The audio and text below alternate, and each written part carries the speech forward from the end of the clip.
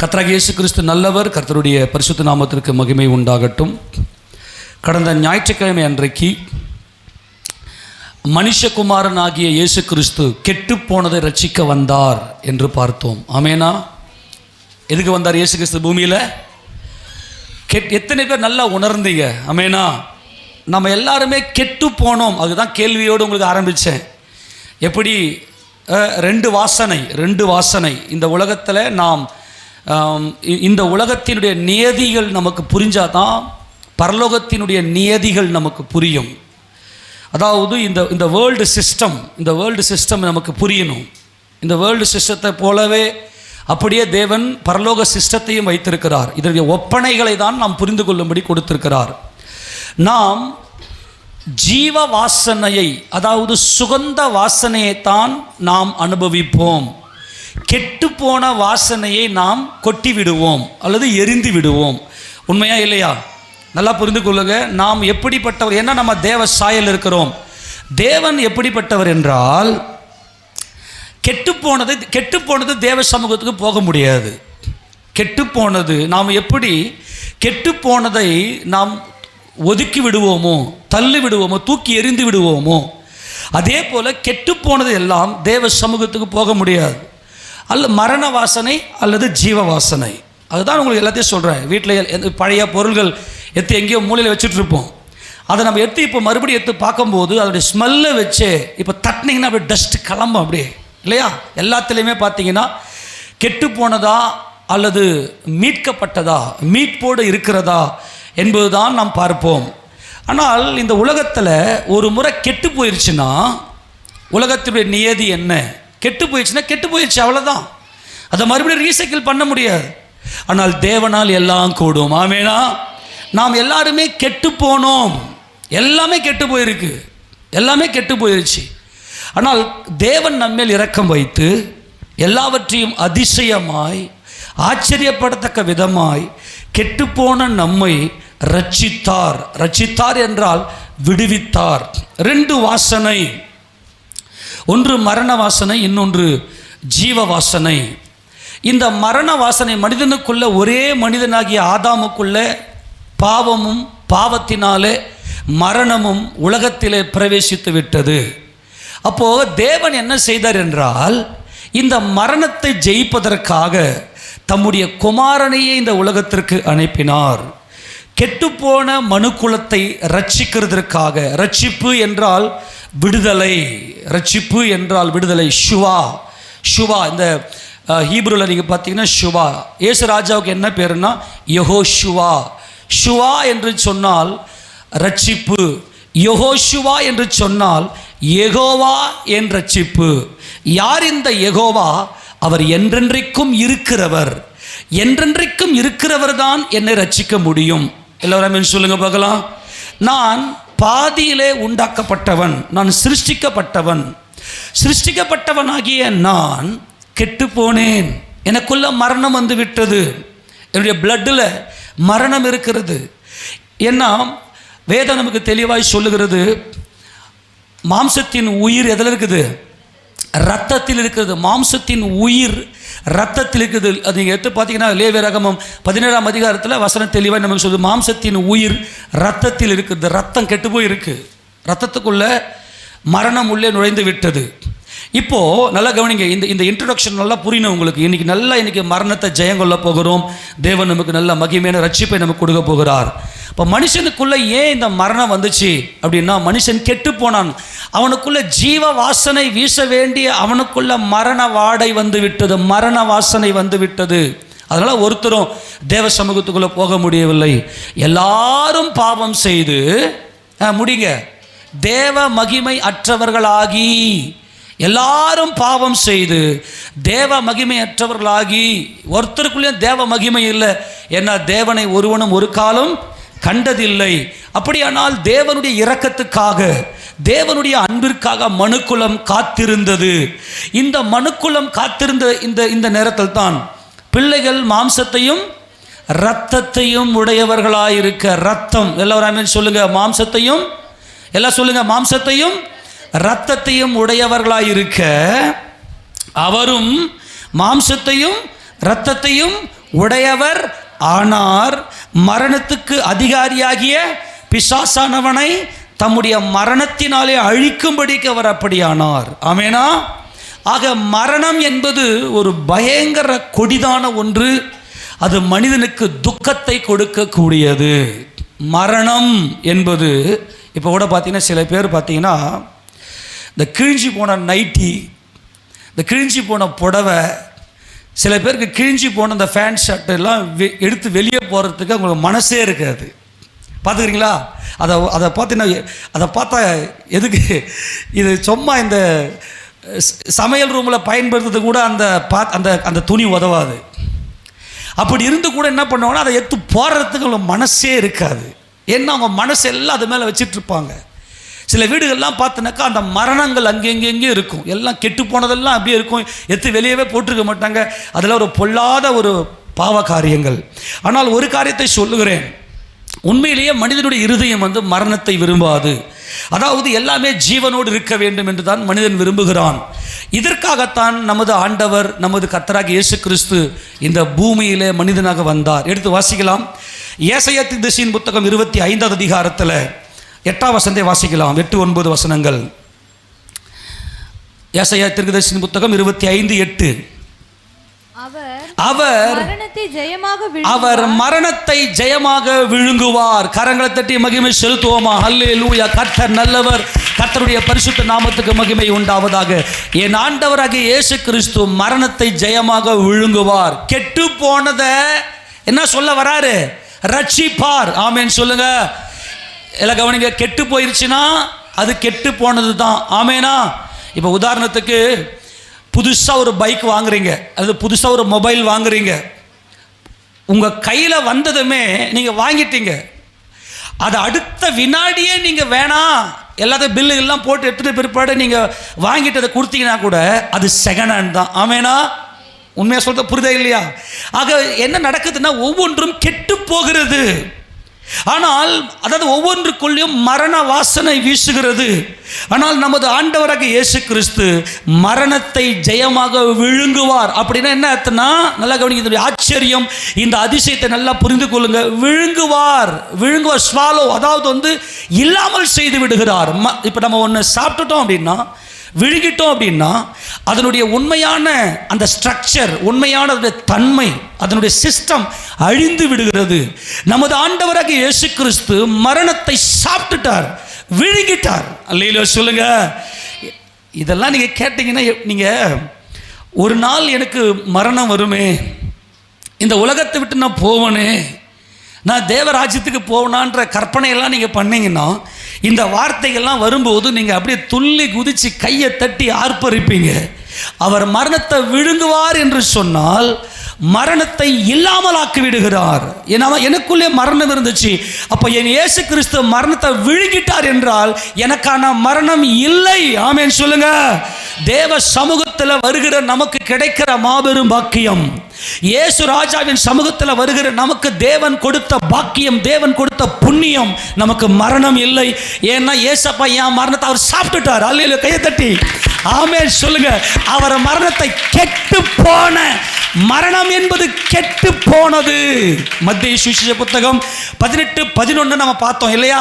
மனுஷகுமாரன் எதுக்காக வந்தார்? கெட்டு போனதை ரட்சிக்க. எப்படியா ரட்சிக்க முடியும்? இப்போ நல்லா புரிஞ்சுங்க ப்ளீஸ், எல்லாம் கொஞ்சம் கவனிங்களேன். ஒன்று கெட்டு போயிருச்சு அப்படின்னா அதை மறுபடியும் ஏதாச்சும், இப்போ உதாரணத்துக்கு சாப்பாடு, பிரியாணியே வாங்க, பிரியாணி சொன்னால் உங்களுக்கு பட்டுன்னு புரியும். பிரியாணியே என்ன ஆயிடுச்சுன்னா, இப்போ 4 மணி நேரம் ஆயிடுச்சு, ஒரு மாதிரி சில்லுன்னு இருக்குது. என்ன பண்ணுவாங்க? சும்மா ஏதாச்சும் அதை கொஞ்சம் அப்படியே மறுபடியும் லைட்டாக கொஞ்சம் எண்ணெய் ஊற்றி லைட்டாக அதை என்ன பண்ணுவாங்கன்னா மறுபடியும் ஏதாவது தற்சமயத்துக்கு ஏதோ ஒன்று பண்ணுவாங்களே தவிர மறுபடியும் அது பழைய அந்த அந்த அந்த அந்த முந்தின நிலைமைக்கு போக முடியாது. ஆமேனா இல்லையா? அந்த பிரியாணி செஞ்சு எடுத்ததும் அது எவ்வளோ சுட சுட நல்ல கமன்னு இருந்துச்சோ அந்த ஸ்டேஜுக்கு போகாது. ஆனால் இயேசு ராஜா என்ன சொல்றாரு அப்படின்னா, ஆமேனா, மரணத்தை அவர் ஜெயமாக விழுங்கிவிட்டார் என்று சொன்னால் எப்பொழுதுமே நீ மாறாதவர்களாக இருப்பீர்கள், நீங்கள் என்றென்றைக்கும் ஜீவனோடு இருப்பீர்கள். எப்படி தேவன் உங்களை சிருஷ்டித்தாரோ அதே நிலைமையில அதே மகிமையில் இருப்பீர்கள். இதுதான் தேவன் நமக்கு கொடுத்த மகிமை. உங்க வாழ்க்கையில எல்லாமே இப்படித்தான். நல்லா கவனிங்க, நல்லா கவனிங்க. நமக்கு உள்ள இருக்கக்கூடிய, இன்னைக்கு நல்லா புரிந்து கொள்ளுங்களேன், நம்முடைய குடும்பத்தில் இருக்கக்கூடிய அல்லது நமக்கு தேவையாக இருக்கக்கூடிய எல்லாவற்றிலையுமே மரணம் இருக்கிறது. உறவுகளில் மரணம் இருக்கிறது. என்னடா அப்போல்லாம் ரொம்ப அன்பாக இருந்த கணவன் மனைவி கணவன்கிட்ட கேட்குற கேள்வி, அப்போல்லாம் ரொம்ப பாசமாக இருந்த, ரொம்ப அன்பாக இருந்த, இப்போல்லாம் தேஞ்சி போயிருச்சு எல்லாம். ஆமேனா? எல்லாம் தேஞ்சி போயிருச்சு, எல்லாம் நடிப்பா, எல்லாம் இப்படி அப்படின்னு நிறைய குழப்பங்கள் ஏற்படுகிறது. ஏன்? இதுக்கு என்ன காரணம் அப்படின்னா, இயேசு ராஜா நமக்கு செய்த இந்த மாபெரும் வெற்றி, தேவன் நமக்கு கொடுத்த இந்த மாபெரும் வெற்றி எப்பேற்பட்டது என்பதை நாம் உணர்ந்து கொள்ளாதவர்களாக நாம் இருக்கிறோம். அதனால் ஏற்பட்ட விளைவுகள் தான் இது. நான் சொல்றது புரிஞ்சுக்க முடியுதா? ஆமேன் சொல்லாமா? இப்போ நல்லா கவனிங்க. இயேசு ராஜா உள்ள வந்ததும் மரணம் இல்லை. ஆமேனா? விழுங்கிட்டார். ஆமேன் சொல்லுங்க. இப்போ நான் மறுபடியும் நான் கேட்குறேன், நீங்கள் விழுங்கிட்ட பிற்பாடு மறுபடியும் அது அதனுடைய உண்மையான தன்மைக்கு வருமா? எப்படி வரும்? விழுங்கியாச்சு, அது இல்லை. அப்படியானால் என்னுடைய வாழ்க்கையில் எல்லாமே ஜீவனோடு தான் இருக்கிறது, எல்லாம் சந்தோஷத்தோடு தான் இருக்கிறது. மரணம் என்பது கண்ணீர். மரணம் என்பது கண்ணீர். இப்போ நான் சொன்னேன், ஒரு பொருளை எடுத்து வெளியே தூக்கி போட முடியல. ஏன்? அது நமக்கு கண்ணீரை கொடுக்கிறது. ஐயோ வீணா போயிடுச்சு, பழசா போயிடுச்சு. அதுலேயும் புதுசாக ஒரு பொருளை வாங்கி உடஞ்சி போயிடுச்சுன்னா அதை தூக்கி போகிறதுக்கு நம்ம மனசு வர மாட்டேங்குது, மனசெல்லாம் வலி ஏற்படுகிறது. ஆக இந்த மரணம் என்பது வலியை கொடுக்கக்கூடிய, கண்ணீரை கொடுக்கக்கூடிய ஒரு பயங்கரம். ஆனால் இயேசு ராஜா உள்ளே வந்துட்ட பிற்பாடு யாம் மரணத்தை இயேசு கிறிஸ்து விழுங்கிட்டார். நான் இதை நீங்கள் புரிஞ்சிக்காமல் நான் அடுத்த ஸ்டெப் நான் போகிறது இல்லை. இன்றைக்கும் நிறைய கிறிஸ்தவர்கள் கண்ணீரோடு தான் இருக்கிறார்கள். அது ஏன் என்று தெரியவில்லை. அது ஏன் தெரியுமா? இயேசு ராஜா உங்களுக்கு என்ன செய்தார், தேவன் தம்முடைய குமாரனை கொண்டு உங்களை எப்படி ரட்சித்தார் என்பதை நீங்கள் இன்னும் புரிந்து கொள்ள முடியவில்லை. அதனால் தான் இன்னைக்கும் இப்படிப்பட்ட கண்ணீரோடு கூட நீங்கள் இருக்கிறீர்கள். இயேசு கிறிஸ்து மரணத்தை ஜெயித்து விட்டார் என்று சொல்லும்போது என் வாழ்க்கையில் ஒரே ஒரு இடத்துல கூட துர்நாற்றம் இல்லை. துர்நாற்றம் இருந்தாவே கண்ணீர் வரும். ஆமேனா? இயேசு கிறிஸ்து உள்ள வந்துட்டார்னா அங்கே சுகந்த வாசனை வீசும். சுகந்த வாசனை.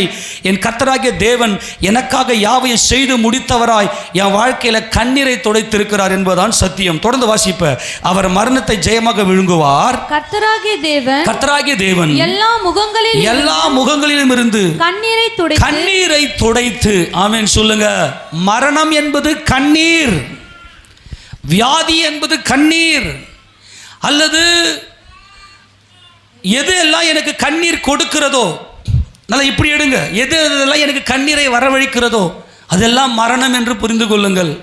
அந்த இடத்துல இயேசு கிறிஸ்துவை நீங்கள் பயன்படுத்த தவறிவிட்டீர்கள். நீங்கள் புரிந்து கொள்ள வேண்டிய ஒரு விஷயம், என் ஆண்டவர் மரணத்தை ஜெயமாக விழுங்கிவிட்டார். அவர் சாப்பிட்டுட்டார். என் மனதுக்குள்ள சந்தோஷம் இருக்க வேண்டும். ஏன்னா தேவராஜ்யம் எப்படிப்பட்டது என்றால் அது மனமகிழ்ச்சியானது. உள்ளம் உடைக்கப்பட்டவர்கள், உள்ளம் நொறுங்குண்டவர்கள்லாம் தேவராஜ்யத்துக்கு வர முடியாது. இதை நான் பல முறை சொல்லிட்டேன். சத்தியத்தினுடைய நோக்கம் என்னன்னா, தேவன் பரிபூரணர். இப்போ நம்ம எல்லாம் தேவராஜ்யத்துக்குள்ளே போகிறோம். நம்ம எல்லாம் மனமகிழ்ச்சியோட, சந்தோஷத்தோட, இருதயத்தில் ஜீவனோடு இருந்தால்தான் நாம் தேவனை முகமுகமாய் தரிசிக்க முடியும். அப்போ கர்த்தர் என்ன செய்தார் என்றால், மனிதன் கெட்டு போயிட்டான், அவனுக்குள்ள மரணம் வந்துருச்சு.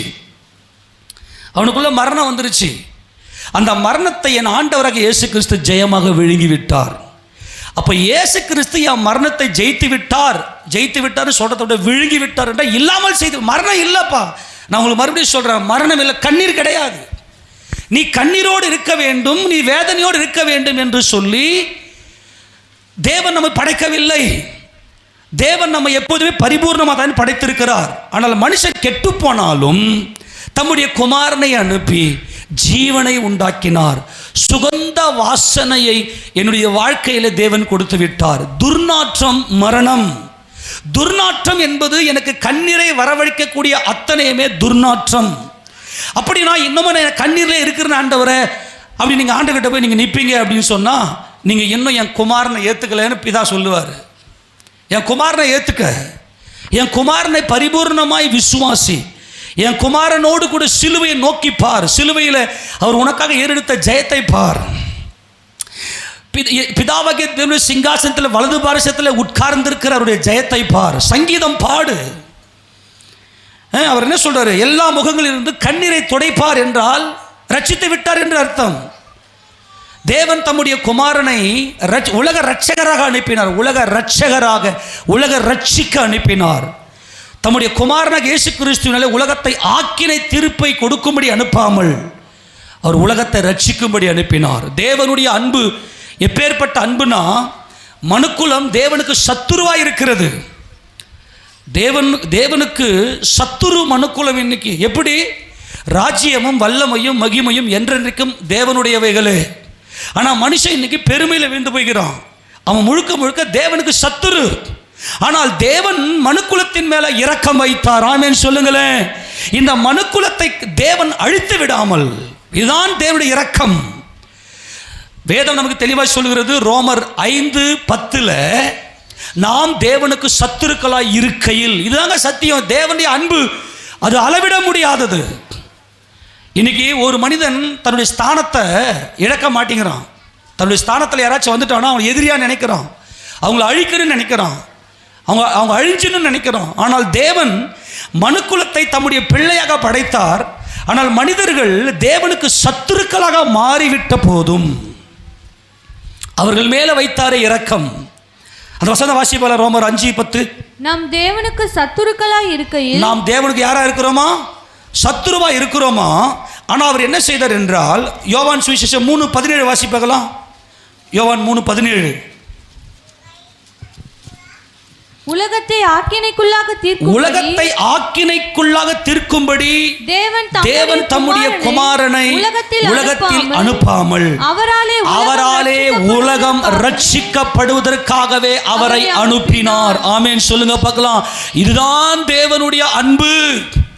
ஒரு ஆத்துமாவும் கெட்டு போகக்கூடாது என்பதற்காக, ஒரு ஆத்துமாவும் கெட்டு போகக்கூடாது என்பதற்காக அவர் தம்முடைய குமாரனாகிய இயேசுவை உலக ரட்சகராக, அவராலே, யாராலே ரட்சிப்பு? எல்லாம் சொல்லுங்க, யாரால் ரட்சிப்பு? இயேசு கிறிஸ்துவாலே ரட்சிப்பு. அவர் மரணத்தை ஜெயமாக விழுங்கிவிட்டார். இன்னமும் யாருடைய மனசாவது உடையுது அப்படின்னா, சபைக்குள்ள வந்து யாராகிலும் டென்ஷன் ஆகுறாங்க அப்படின்னா நீங்க கண்டுபிடிச்சிங்க, அவங்க இன்னும் பரிபூர்ணப்படலை. ஏன்னா அவர் என் கண்ணீரை துடைத்து விட்டார். என் ஆண்டவராக இயேசு கிறிஸ்து, தேவன் தம்முடைய குமாரனாக இயேசுவை இந்த உலக ரட்சகராக அனுப்பி என் கண்ணீரை துடைத்து விட்டார்.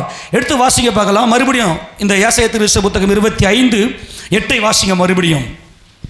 அவர் மரணத்தை ஜெயமாக விழுங்குவார். கர்த்தராகிய தேவன் எல்லா முகங்களிலுமிருந்து கண்ணீரை துடைத்து, என்ன சொல்றாருங்க? ஒரு ஆமென் சொல்லுங்க பார்க்கலாம். கண்ணீரை மனுஷன் துடைச்சான்னா கண்ணீர் வந்துக்கினே தான் இருக்கும். நல்லா கவனிங்க. மனுஷன் துடைச்சான்னா அந்த கண்ணீர் வந்துக்கினே தான் இருக்கும். ஆனால் இயேசு ராஜா நம்முடைய கன்னத்தில் கையை வச்சு உன் கண்ணீரை துடைச்சிட்டாருன்னா மறுபடியும் கண்ணீர் வராது. ஆமெனா? உன் வாழ்க்கையில் மரண வாசனை வீசாது. உன் வாழ்க்கையில் துர்நாற்றம் வீசாது. துர்நாற்றம் நமக்கு துக்கத்தை கொடுக்கும், மனவேதனையை கொடுக்கும். ஆனால் இயேசுராஜன் மரணத்தை ஜெயமாக விழுங்கிவிட்டவர். எனக்கு முன்னாடி என் வாழ்க்கையில் இருந்த எல்லா துர்நாற்றத்தையும் அவர் மன்னித்து விட்டார். உண்மையிலேயே நான் இயேசு கிறிஸ்துவை என் ரட்சகராக ஏற்றுக்கொண்டேன் என்று சொல்றவங்க, அவங்களுடைய முகத்தில் அந்த புன்முறுவல் வெளியே போகவே போகாது. அவங்க கிட்ட இருந்து ஒரே ஒரு வினாடி கூட கோபம் வெளிப்பட்டு யாரையுமே துக்கப்படுத்தாது. ஏன்னா கோபம் இருதயத்தில் குடிகொண்டிருக்குது பாருங்க. இதுதான் மரணம். மூடனுடைய இருதயத்தில் கோபம் குடிகொண்டிருக்கும். ஆனால் இயேசு ராஜாவை ரட்சகராக ஏற்றுக்கொண்டவர்கள், அவர்களுடைய கண்ணீர் துடைக்கப்பட்டிருக்கிறதுனால அவங்க யாரையுமே துக்கப்படுத்த மாட்டாங்க. அவருடைய கண்ணீர் துடைக்கப்பட்டிருக்கிறது. தமது ஜனத்தின் நிந்தையை பூமியில் இராதபடிக்கு முற்றிலும் நீக்கி விடுவார். கர்த்தரே இதை சொன்னார். அல்லேலூயா. நம்ம எல்லாரும் தேவனுக்கு சத்துருவா இருந்தோம் இல்லையா? இந்த நிந்தையை இயேசு ராஜா நீக்கி விட்டார். எல்லாரும் சொல்லுங்க பார்க்கலாம். நல்லா கவனிக்க பார்க்கலாம். சொல்றது நல்லா புரிந்து கொள்ளுங்க. இயேசு ராஜா உள்ள வந்தார்னாவே, ஒரு மனிதனுடைய வாழ்க்கையில இயேசு கிறிஸ்து வந்தார்னாவே எங்கெல்லாம் மரணம் இருக்கிறதோ, எந்தெந்த இடம்லாம் கெட்டு போய் இருக்கிறதோ, அந்தந்த இடம்லாம் அதிசயத்தக்கமாய், ஆச்சரியப்படத்தக்க விதமாய் அப்படி ஜீவனை பெற்றுக் கொள்ளுகிறது. இந்த இயேசு ராஜா உள்ள வந்ததும் நல்லா கவனிங்க, ஏன்னா தேவன் தம்முடைய குமாரனாலே உலகத்தை ரட்சிக்கும்படிக்கு அனுப்பினார். ஆமெனா, தேவன் தம்முடைய குமாரனை உலகத்தை ரட்சிக்கும்படி அனுப்பினார். இப்போ வந்ததும், அவர் வந்து ரட்சித்ததும் 9ஆம் வசனத்தை வாசிக்கலாம். அக்காலத்திலே இதோ, நல்லா கவனிங்க, இதான் ரொம்ப முக்கியம். நாம் எல்லாரும் என்ன செய்தோம்? அக்காலத்திலே, இது தீர்க்க தரிசனமாய் வரப்போகிற மேசியாவுக்கு தீர்க்க தரிசனமாக சொல்லப்படுகிறது. அவர் வருவார், அவர் வந்து மரணத்தை ஜெயமா விழுங்கிடுவாரு, எல்லாருடைய கண்ணீரும் துடைக்கப்படும். ஆமென் சொல்லுங்க. எல்லாருடைய கண்ணீரும் துடைக்கப்படும் என்று தீர்க்க தரிசனமாக சொல்லப்பட்டது. இந்த வார்த்தையை யூதர்களால, இஸ்ரவேல் ஜனங்களால் ரட்சிப்பை ஏற்றுக்கொண்டு தேவ அன்புக்குள்ளாக போக முடியவில்லை. ஆனால் இன்னைக்கு நாம் எல்லாம் சபையில் வந்திருக்கிறோமே, நாம் எல்லாரும் அக்காலத்திலே, அதாவது இந்த நாட்களிலே நாம் என்ன சொல்லுவோம்? இதோ, அல்லேலூயா, இதோ இவரே நம்முடைய தேவன், இயேசுவே தேவன். ஆமென் சொல்லுங்க பார்க்கலாம். இயேசுவே கடவுள், இயேசுவே தெய்வம், இயேசுவே பரமேஸ்வரன். என்ன சொல்றியோ சொல்லிக்க. கடவுளுக்கு என்னென்னலாம் பேரை போடுறியோ அது எல்லாம் உலகத்தில் இருக்கிற எந்த ஜனமும் இயேசு என்ற பேரை சொன்னாலே அவருடைய கண்ணீர் துடைக்கப்படும். ஏனென்றால் மரணத்தை ஜெயிக்க யெகோவா தேவனால மட்டுமே நமக்கு ஜீவனை உண்டாக்க முடியும். இயேசுவின் பேரை நீங்க சரியா நீங்க பயன்படுத்தினீங்கன்னா, இயேசு ராஜாவுடைய வல்லமையை நீங்கள் சரியாய் பயன்படுத்தினால், இதோ இவரே நம்முடைய தேவன். அல்லேலூயா. தேவன் என்றால் அதரிசனமானவர், காணக்கூடாதவர்.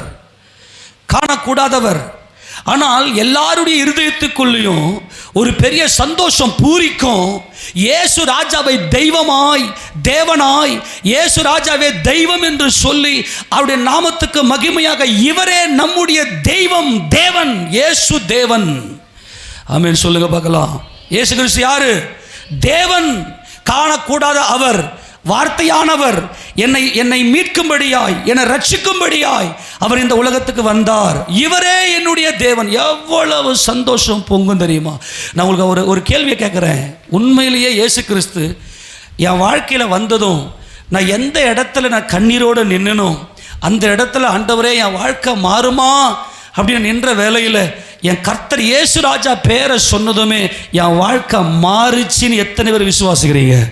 ஆமென் சொல்லுங்க பார்க்கலாம். அல்லேலூயா. அப்போ நீங்கள் என்ன பண்ண, அவர் எப்படி கொண்டாடணும்? ஒரே ஒரு கான்செப்ட், இவரே, இதோ இவரே நம்முடைய தேவன். நம்ம சபையாராய் ஏன் ஒன்று சேர்ந்து வருகிறோம்?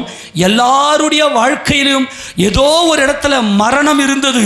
அந்த மரண வேளையில கண்ணீரோடு நின்றோம். என் வாழ்க்கை மாறாதா ஆண்டவரே, என்னுடைய பிரச்சனை தீராதான்னு சொல்லி அந்த நேரத்தில் இயேசு நம்மை தேடி வந்தார். இன்னைக்கு வரைக்கும் சபை ஒன்று கூடும் போதெல்லாம் இதோ நம்முடைய தேவன். அதான் சபையாராய் ஒன்று சேர்ந்து வந்து இயேசு ராஜாவை ஆராதிக்கிறோம். ஆமென் சொல்லாமா? அக்காலத்திலே இவங்க சொல்லுவாங்க, இதோ இவரே நம்முடைய தேவன். அல்லேலூயா. இஸ்ரவேலின் தேவன் யாரு? இஸ்ரவேலின் தேவன் யாரு? இயேசு தேவன். ஆமென் சொல்லுங்க. இஸ்ரவேலின் தேவன் யாரு? ஆபிரகாமின் தேவன் யாரு?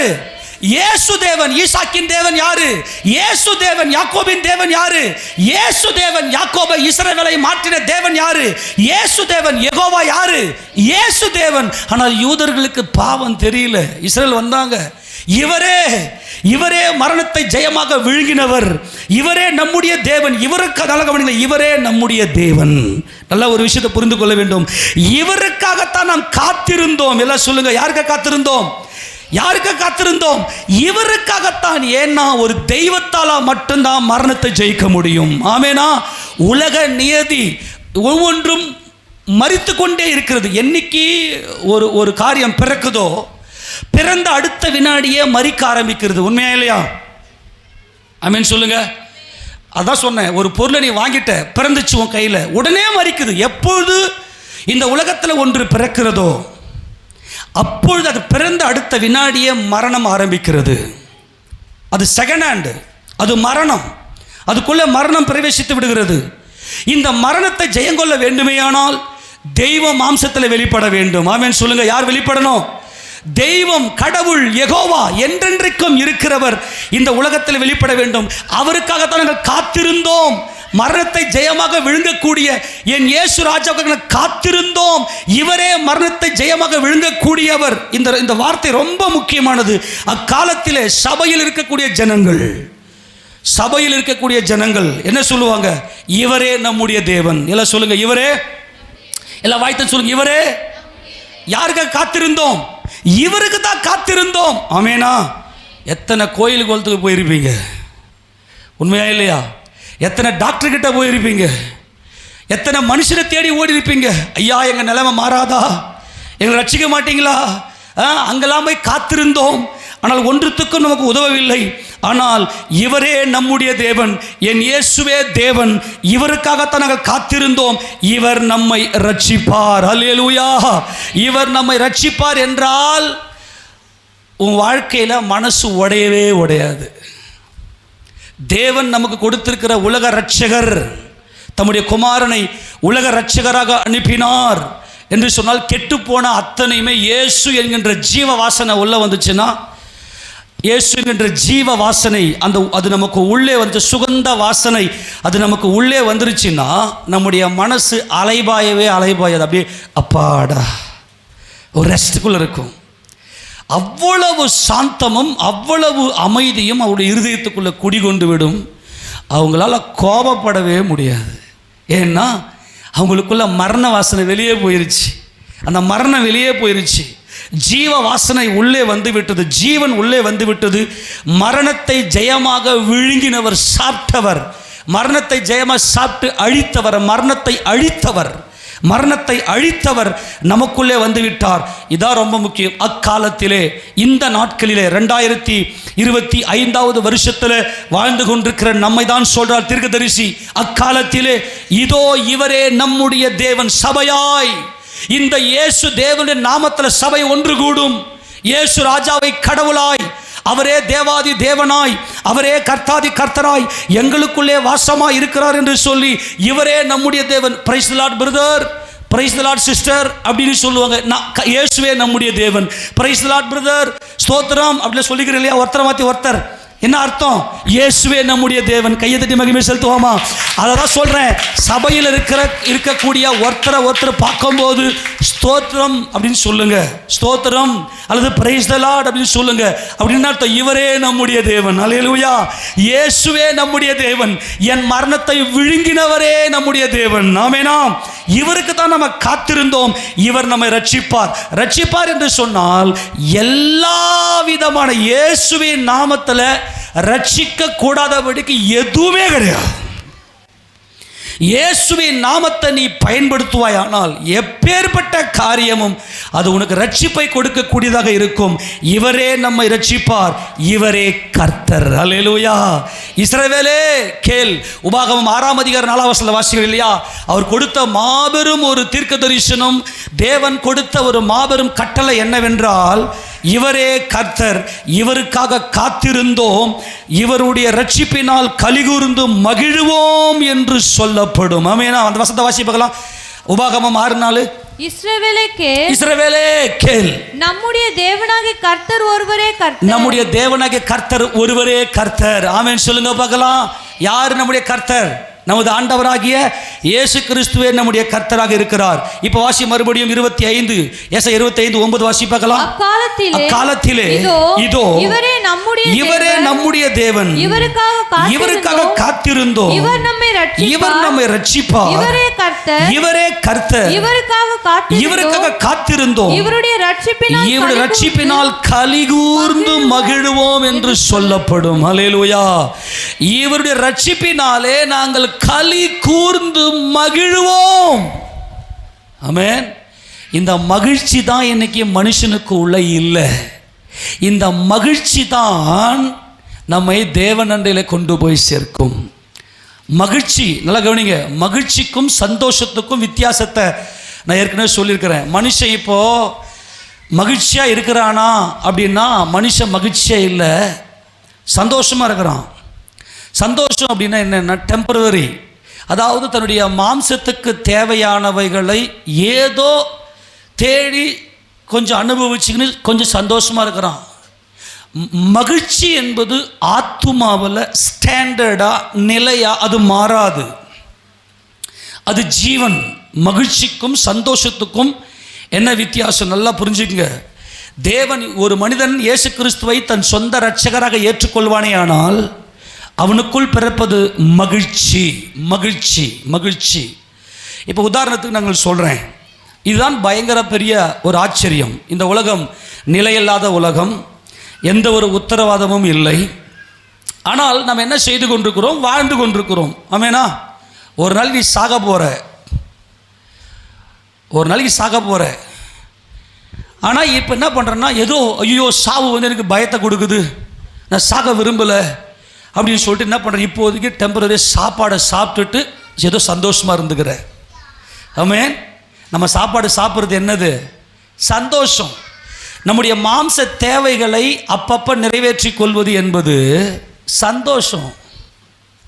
ஆனால் மகிழ்ச்சி என்பது நம்முடைய இருதயத்துக்குள்ள என்றென்றைக்கும் நிலைத்திருப்பது, நம்பிக்கையாக இருப்பது. இப்போ உதாரணத்துக்கு நம்ம வாழ்ந்து கொண்டிருக்கிறோம். இப்போ உதாரணத்துக்கு நம்ம போயினே இருக்கிறோம், அப்படி சக்குன்னு ஒரு பாம்பு ஒன்று நம்மளை கிராஸ் பண்ணி போயிடுச்சு வச்சுங்க. நைட்டில் பாம்பு ஒன்று கிராஸ் பண்ணி போயிடுச்சு, நம்ம வாழ்ந்துன்னு இருக்கிறோம். பாம்பு ஒன்று கிராஸ் பண்ணி ஐயோ பாம்பு என்னை கடிச்சிச்சு சொல்லிட்டு அப்படியே பயங்கரமான பதற்றம் உள்ளே வரும். அப்போ மனிதனுக்குள்ளே என்ன இருக்குதுன்னா, மகிழ்ச்சி இல்லை, சந்தோஷம் தான் இருக்குது. ஏதோ கொஞ்ச நேரம் ஒரு நானும் வாழ்ந்து கொண்டிருக்கிறேன், நானும் வாழணுமே அப்படின்னு சொல்லிட்டு ஏதோ டெம்பரரியாக மனுஷன் என்ன பண்ணுறான்? வாழ்ந்து கொண்டிருக்கிறான். ஆனால் அவனுடைய ஆத்மாவில் ஒரு நம்பிக்கை இல்லை. அவன் இருதயத்துக்குள்ள ஒரு பயம், ஒரு மரண பயம், ஒரு மரண வாசனை உள்ளே வீசிக்கொண்டே இருக்கு. எல்லாமே அனுபவிக்கிறது மனுஷன் டெம்பரவரி. ஒரு நாளைக்கு நம்ம மண்ணுலகுக்கு போக போகிறோம். ஆனால் நம்முடைய நிலைமை என்ன ஆகுறதுன்னு தெரியலையேன்னு சொல்லி அவனுக்கே தெரியுது. அவன் என்ன செய்கிறான்னா, தற்சமயம் சாப்பிட்றான், தற்சமயம் ஜீவனை வச்சுக்கிறான், தற்சமயம் உடுத்திக்கிறான், தற்சமயம் ஒரு வீட்டை கட்டுறான், எல்லாம் டெம்பரரி. ஆனால் இயேசுவை தன் சொந்த இரட்சகராக ஏற்றுக்கொள்ளுகிறவனுடைய இருதயத்தில் மகிழ்ச்சி எப்போதுமே நிலைத்திருக்கும். ஆமென் சொல்லாமா? இன்னொரு உதாரணத்தை நான் சொல்கிறேன், கவனிங்களேன். இப்போது ஒரு ஒரு ஒரு ஒரு ஒரு 10 வயசு பையன் இருக்கான் வச்சுங்களேன். ஒரு 10 வயசு பையன் என்ன பண்ணுறான் அப்படின்னா, இப்போ அவன் சாப்பிட்டு ஆகணும், அவன் சாப்பிட்றான். சாப்பிட்றதுக்கு அங்கே அப்பா இருக்கிறாரு, அங்கே அம்மா இருக்கிறாங்க. சம்பாதிக்கிறதுக்கு அப்பா இருக்கிறாரு, சமைச்சு போகிறதுக்கு அம்மா இருக்குது. இப்போ அவன் என்ன செய்கிறான்? இப்போ அழறான், ஓன்னு அழறான். என்னத்துக்கு அழறான்? பசிக்குதுன்னு அழறான். எனக்கு ரொம்ப பசிக்குது அப்படின்னு சொல்லிட்டு அழறான். அவங்க அம்மா என்ன செய்கிறாங்க? அவனுக்கு சாப்பாடை கொடுத்து அவனுக்கு சந்தோஷத்தை கொடுக்குறாங்க. ஆனால் மறுபடியும் மறுநாளைக்கு அவனுக்கு சாப்பாடு வேணும்னா மறுபடியும் அழுவான். ஆமேனா? மறுபடியும் அவனுக்கு சாப்பாடு கொடுத்து அவனை சந்தோஷப்படுத்தணும். வெளியே ஒரு பொருளை பார்க்குறான், எனக்கு அது வேணும்னு அழறான், அது சந்தோஷம். ஆனால் மனமகிழ்ச்சி என்பது, இப்போ நல்லா கவனிங்களேன், இப்போ அவன் எதுக்காக அழுவான்டனா, சாப்பாடுக்காக அழுவான். ஆமேனா? ஆனால் அவனுக்குள்ள பதற்றம் இருக்காது. ஏன்னா எங்கள் அம்மா எங்கள் அப்பா இருக்கிறாங்க அப்படின்ற மாதிரி அவன் இருந்துருவான். ஆனால் இதுவே அம்மா அப்பா இல்லாத ஒரு பிள்ளை, அவன் இருதயத்தில் அடி மனசில் இருந்து அவனுக்கு வலி ஏற்படும். இப்போ என்ன பண்ண, உதாரணத்துக்கு அவன் போய் எங்கேயோ பிச்சை எடுத்து சாப்பிட்றான்னு வச்சுங்களேன். எனக்கு அம்மா அப்பா இல்லை, எனக்கு சந்தோஷமாக வேணும், மகிழ்ச்சியும் வேணும், எனக்கு நம்பிக்கையே இல்லை, அடுத்த வேளை சாப்பாடுக்கு எனக்கு நம்பிக்கையே இல்லை.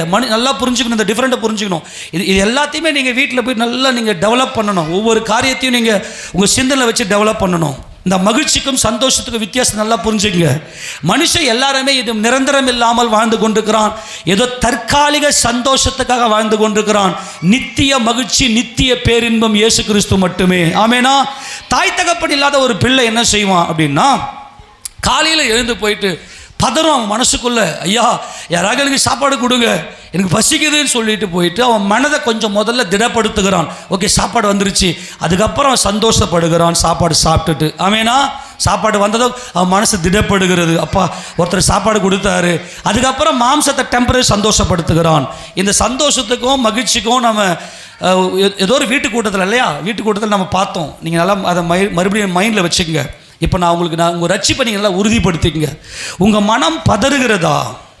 உங்கள் மனம் பதறுகிறது என்று சொன்னால் நீங்கள் இன்னமும் எப்படி தான் இருக்கிறீங்கன்னா, எங்கேயோ ஒரு இடத்துல கோட்டை விட்டுக்கிறீங்க.